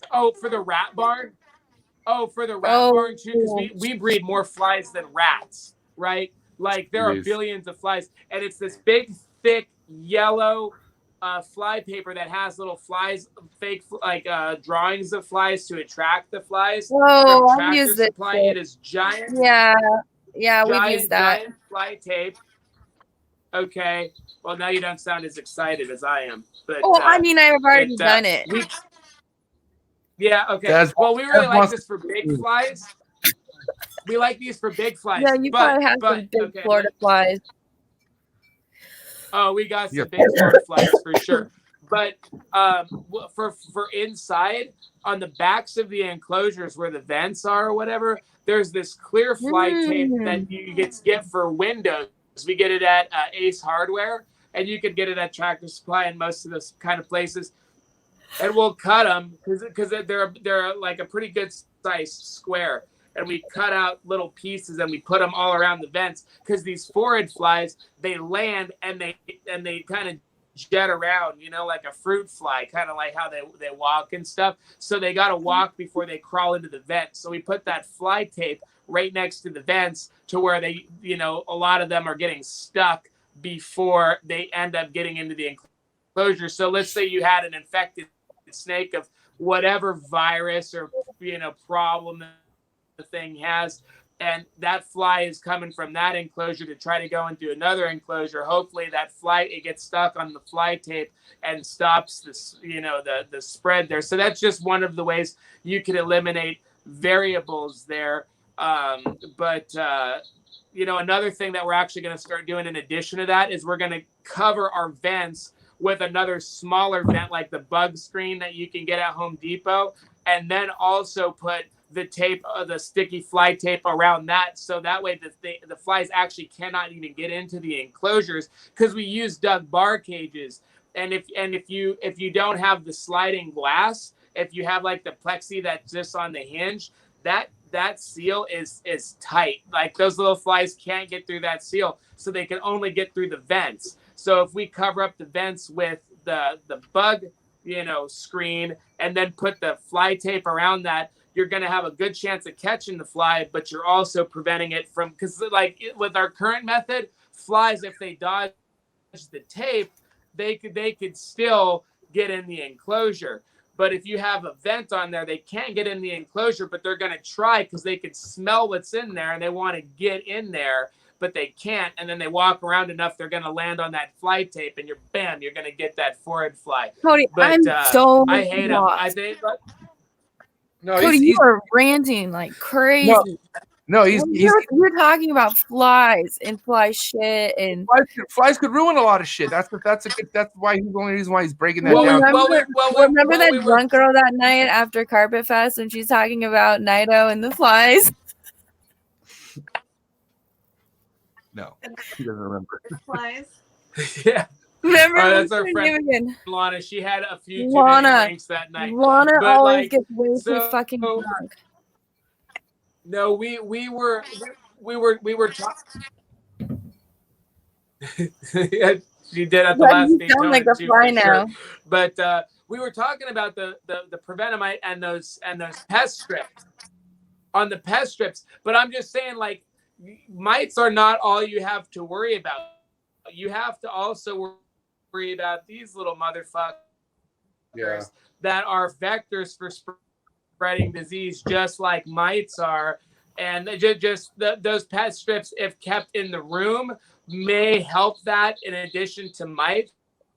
But I would also use Prevenomite in conjunction, because although it's not tested on those flies, it's something that may actually be effective on them. So why not use it? But it's you might not have that problem in California, but out here in Florida, it's a daily problem. We get these. It's a hard one to keep under control because you open doors to get into places. These things are also known as drain flies. They breed in drains, so they are attracted to moisture. Lord. So they're usually coming in.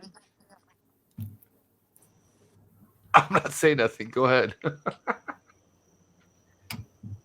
I get so lost sometimes.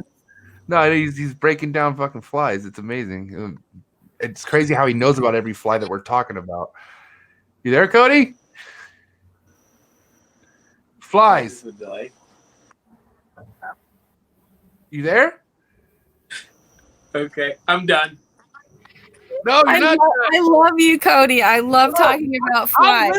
I'm listening. Cody, we are so into the flies. I want to hear more. Oh my God. Yeah, I'm here, man. Please finish. There's a fucking crazy lag. There's like a really bad lag. He barely just heard it. I'm here. Okay, anyways, flies are bad. All we're talking about is preventing flies to coming into a collection. I myself in California have seen these flies that have had these fucking crazy wings on them. And I've seen them one time, they were all over on my floor. And I was like, what the fuck? I got a vacuum, right? And I was like, what was that? And I come back an hour later, and there were even like more. There was like an army of them. So the only thing I've done to fucking get rid of these bastards was putting those damn no pest strips on the floor, and they were gone after that. What do you know about those flies? Do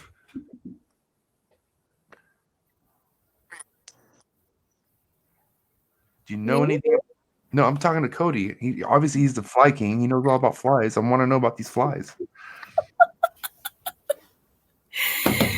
Cody, He doesn't want to talk anymore.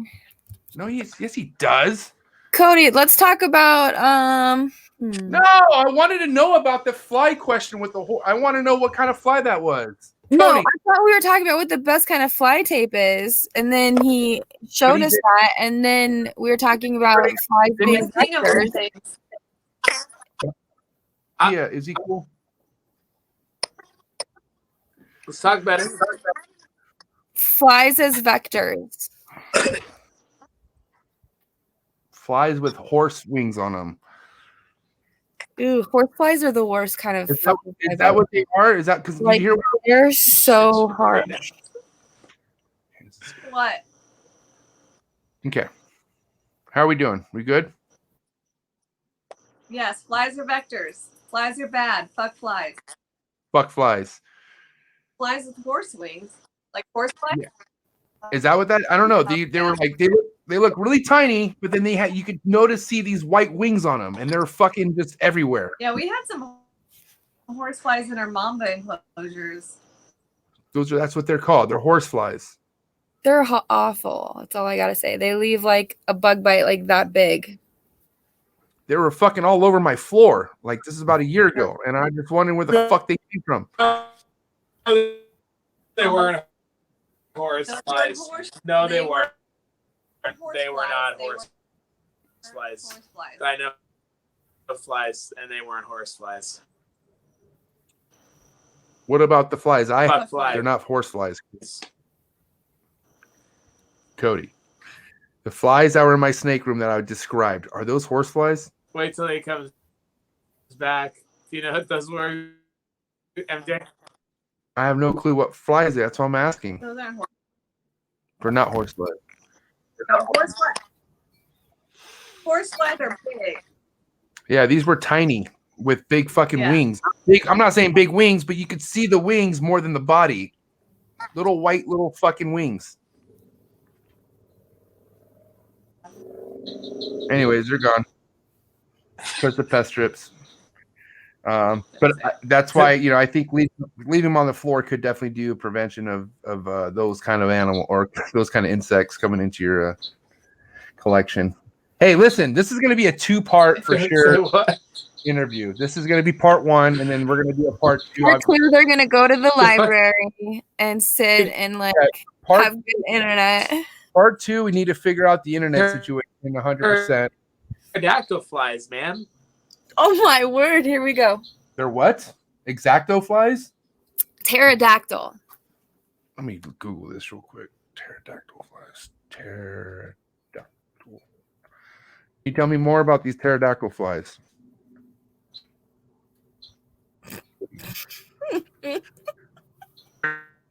No, they're not talking about snakes. Flies.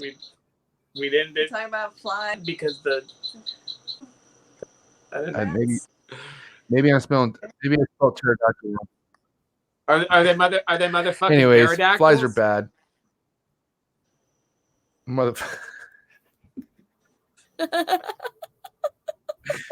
Oh my god. He's on one. Cody. Yeah, this is probably you guys could both answer this, okay? Because what I want to know, this is going to be a wrap up for the part 1 question or part 1 interview, but what I want to know, guys, is give me I don't want to know the full future of your guys' facility, what's going on, but what's in motion right now? First off, let's talk. This is what I want to know. Can you guys please explain? One second. I want to know a little bit. I want to know about this. 1 second. Here it comes. Boom. Abronia Alliance. What is it? The Abronia. Abronia Alliance. Yes. We have a big fundraiser that is coming up. So on World Snake Day, we are opening our auction. World Lizard Day. World Lizard Day. That's what happens at the end of the night. World Lizard Day, we are starting our auction. And then we're going to have a virtual event on the 29th of August, and that's going to be the Abronia Ales. We're going to do ticket sales are going to happen soon, so just keep an eye on the Abronia Alliance. And then also, the tickets are going to include a pint glass, and there's also going to be t-shirt sales. So the tickets are $25, and the t-shirts are $25, and then if you get both, they're going to be $40. So get a hold of a Brony Alliance or RepTech or the Reptile Preservation Institute if you have any questions. But yeah, it should be coming up soon. Okay. Lots of fun stuff. I'm here. So, other than the Abroni Alliance, what you got going? What else do you guys have going on? God, we have so much going on. I'm going through the Bermuda Triangle right now in that plane, and we just get lost. And it's who knows which direction. Well, I want to know. We were supposed to talk about our trip to Guatemala, and we ended up talking. Shit. Sorry. I just want to know what you're most excited about project-wise, Cody. Well, Desiree got over it. Cool. It's just us three. Well, so we are in the process of growing.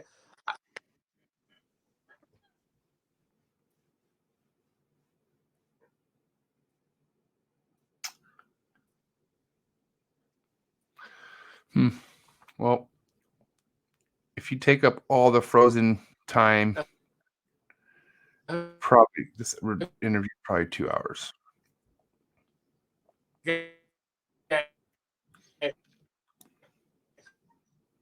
it, but it. Well, this is part one, okay, of Cody and Pia Bartolini. We're definitely gonna. Don't worry, guys. This is gonna be we'll pick this up again. I can tell you that right now. But I appreciate everyone who's bearing with us and the reception, and it's still good though. Cody, you there?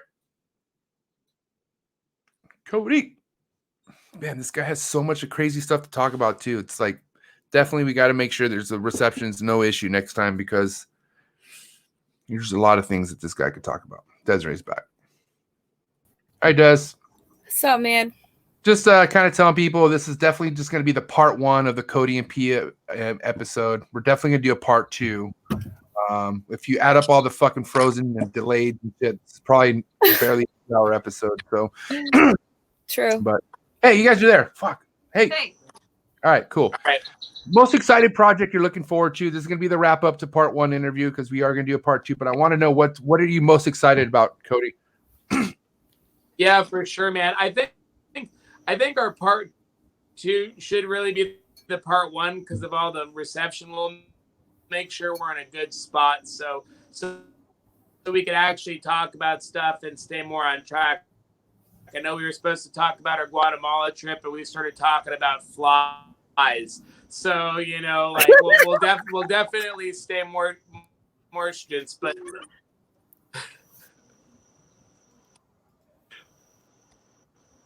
Okay. Could you?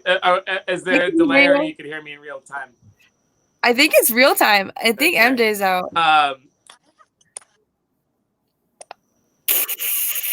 What the heck? No, he's muted. He's muted. I can't hear him. I can't hear him either. Nope. Can't hear you, MJ. Got nothing. Nothing. Oh. No shit. I had it on mute. Fuck. I had it on mute this entire time. My bad. Yeah. Anyways, please continue. This whole thing's been such a but shit shows it's been such a shit show because of our internet. But yeah. Exciting stuff. We're in the process of growing. I quit. No, good. No, just do it. Come on, we're almost there, Cody. Come on, hang in there. Hang tight. Come on. No, I am. You're good. Like when I start talking, I'm not sure if everything just froze. So that's the problem. I know. I feel you. It's annoying. Most exciting thing when you can hear me say the most exciting thing, say go, and then I'll just go. Go. All right. Okay. Go. All right. So we are in the process of growing the Reptile Preservation Institute. We've been talking about this for years, but I was in the zoo field professionally, And, you know, kind of like after I resigned from a curator position at a facility in Arizona, moved back to Florida. Pia got the job at Disney's Animal Kingdom, being a veterinary nurse there, working with all the exotics. And I was in the position to do the green tree pythons and stuff full time and make enough of a living at it to be doing it full time, while Pia had a full time job with benefits, which is really important because as Desiree knows, when you run your own business, the benefits package sucks, you know, because you got to provide it. I just had someone quit over that because they couldn't offer it. Wow. Yeah, it's tough. So having Pia have a job that's as good as Disney and takes care of her as good as they do, it's super important. But like from going from breeding green, you know, because obviously I was in the zoo field prior, and that's where my love is, working with institutions, one-off species, being involved in research projects, being involved with that community, as well as obviously everybody in the herpetological industry. It's all encompassing, but I really like the professional zoological feel. So we are growing our facility here in Melrose, Florida. The name of it is the Reptile Preservation Institute. We focus heavily on a lot of obscure venomous species as well as crocodilians, but basically any reptiles or amphibians that are obscure or stuff that zoos are working with, and we could be invited into working with those programs with them, is something that we're hugely interested in. So we're actually in the process of growing our facility right now. We're going to be building outdoor croc enclosures for larger crocodilians, and we're actually going to be partnering up with Single Vision, which is they have large mammals, big cats, bears. You know, so there's a, you know, it's a beautiful facility, but he gives private tours, and with us also here, it's the full zoological experience in a more intimate, private setting where we will be able to do private tours of you know, groups of people. Not huge. We like to keep it you know, with the current setup. We're saying about, you know, 5 people, like a family of 5 at a time, where we can walk around with them, show them what we do, show them the right ways, you know, to do things, talk about you sensationalistic people out there doing the wrong things and what to look out for, and what it looks like when it's professional. Also with a lot of our conservation efforts, like doing the Abroniales, money that's getting generated from that is actually going to the Rancheros de Quetzal. There you go, because I can't talk right now. Where we were in Guatemala, a beautiful place that relies on people staying there and photographing the birds and the wildlife to stay open. It's conservation to a T, because you've got a couple of Bronia species that live there, as well as these palm vipers, the yellow blotch palm vipers that we went to Guatemala to find and did. We keep them in our collection. We wanted to know more about their environment in these montane habitats that were wet montane rainforests and how they live. So that's what brought us there. Abronia are also there, and because of the COVID and the lack of being able to bring people in to stay there, they're really hurting to keep their doors open. So this first Abroniales, the money that's generated for there from that is going to be going to this conservation land that relies heavily on people coming to photograph wildlife and stay at their the lodge, and like amazing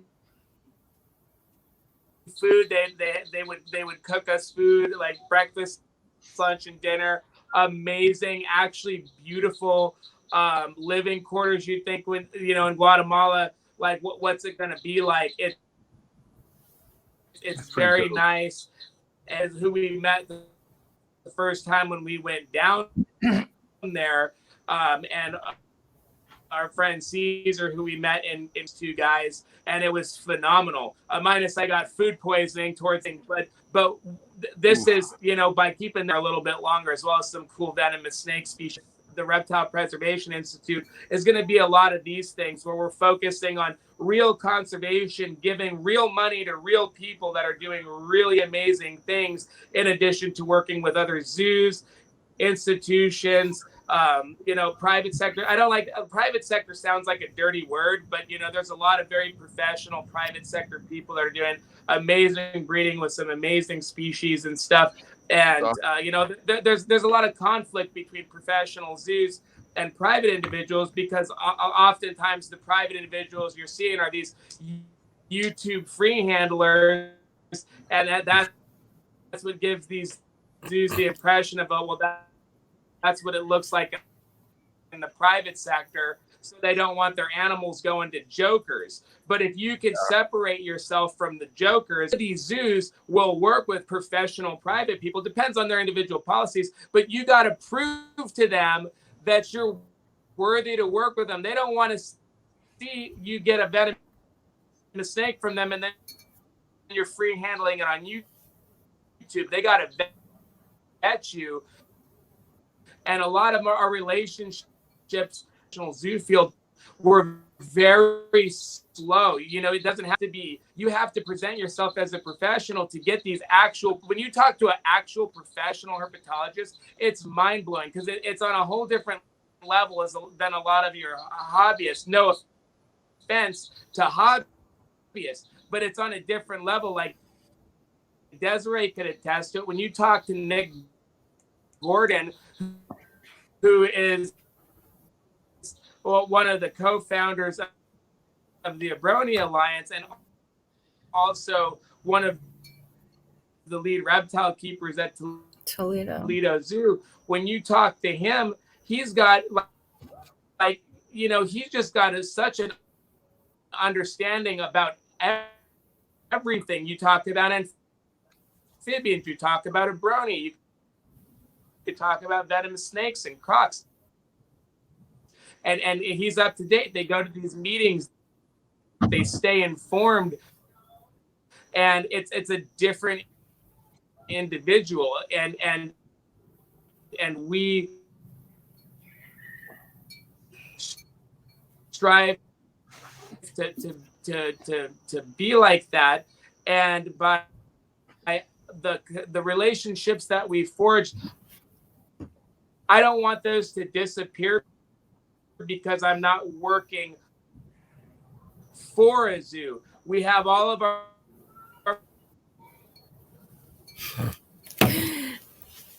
I don't know, wrap it and more actual conservation, like with Andreas and this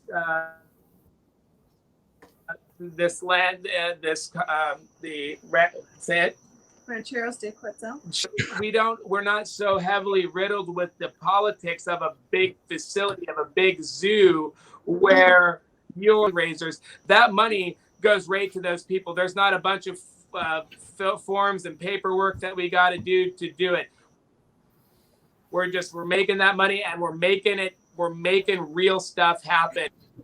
Oh yeah. And that's what we want to move forward with, and kind of bridge the gap between zoo and private. You know, like we'll always continue to work with private professional people. Building the bridge. You have to prove yourself as being professional and being worthy to work with this stuff. And you know, so as we grow the RPI, we're growing it. Is that Lars? Right here in Melrose, Florida. Yeah, he's going crazy. And you could check out our website at reptilepreservation.org. And don't bitch. What? What was that? I just heard bitch at the end. Cool. So this is what we're talking about. Bitch. This is what we're talking about here, okay, guys? We're talking about this is the website that Cody has asking for everyone to go check out. I'm going to put the link in the description below. But definitely have big things going on over at Cody's facility with Pia, and I can't wait to see what we're going to talk about, moving forward on the part 2. So we're going to end it at the building the bridge from private collecting to zookeeping, okay? So, Cody, this has been an amazing 3 hours. A little tough, but it's still been an amazing 3 hours having you on here. And at least getting to hear what you were able to say, but obviously this isn't enough. We need to continue this. We need a part 2. So we're gonna part 2 this. Hopefully we'll game plan a better location for your reception. That way we could just fucking, you could just hit the plane. You could just hit autopilot and just fucking cruise. We'll let you go as long as you want. But the reception was fucking pretty bad, dude. It's pretty bad. But listen, I still think this is good. Still good. No, I don't give a fuck. We got a lot of information out. This was great. Cody, Pia, you guys are amazing. Thank you so much for your time. We are going to do this again very shortly, okay? Yay. Yeah, can do. Thanks, Cody. You're the man, bro. You guys are amazing. I love you. Miss you. I'll see you. Thanks, guys. Part 2 coming soon. Part 2. Yeah, see you in Daytona. Oh, I'm coming for you. Okay. All right, Okay. guys. Thanks. Have for a good bearing night. with us. no, you're awesome. Fuck, man. Get the reception up in Florida. I'm pissed. Right? Come on. Whoever's in charge, cellular-wise, give the guy better reception. That's fucked up. What's that? Jeez. Anyways. Hey, good. Listen, that was a good show. I mean, we still got really solid information out of Cody and Pia, and all of it was stuff that you don't want to sleep on. And Definitely not. Part 2, like I said, we'll go ahead and at least we know what kinks to work out of, which is just the reception. We'll get the reception going. We'll figure out a good location for them. And I think that they'll probably want to bring a third person on. I mean, they know so many fucking legit people in this hobby that they could bring onto the show. So we're gonna definitely game plan and give you the best part 2 of Cody and Pia. I can tell you this right now. I'm excited, man. Des, thanks for coming through. I know you're hanging out with your family, and I appreciate you fucking doing what you're doing and being a part of it. And keep doing what you're doing, man. I'm proud of you, Des. You're I'm proud of you too. Yeah. All right, man. We'll talk to you soon. Have a good night, and we'll see you next week. Yeah. See ya. Same here, same place. Next week. Later, guys. Bye.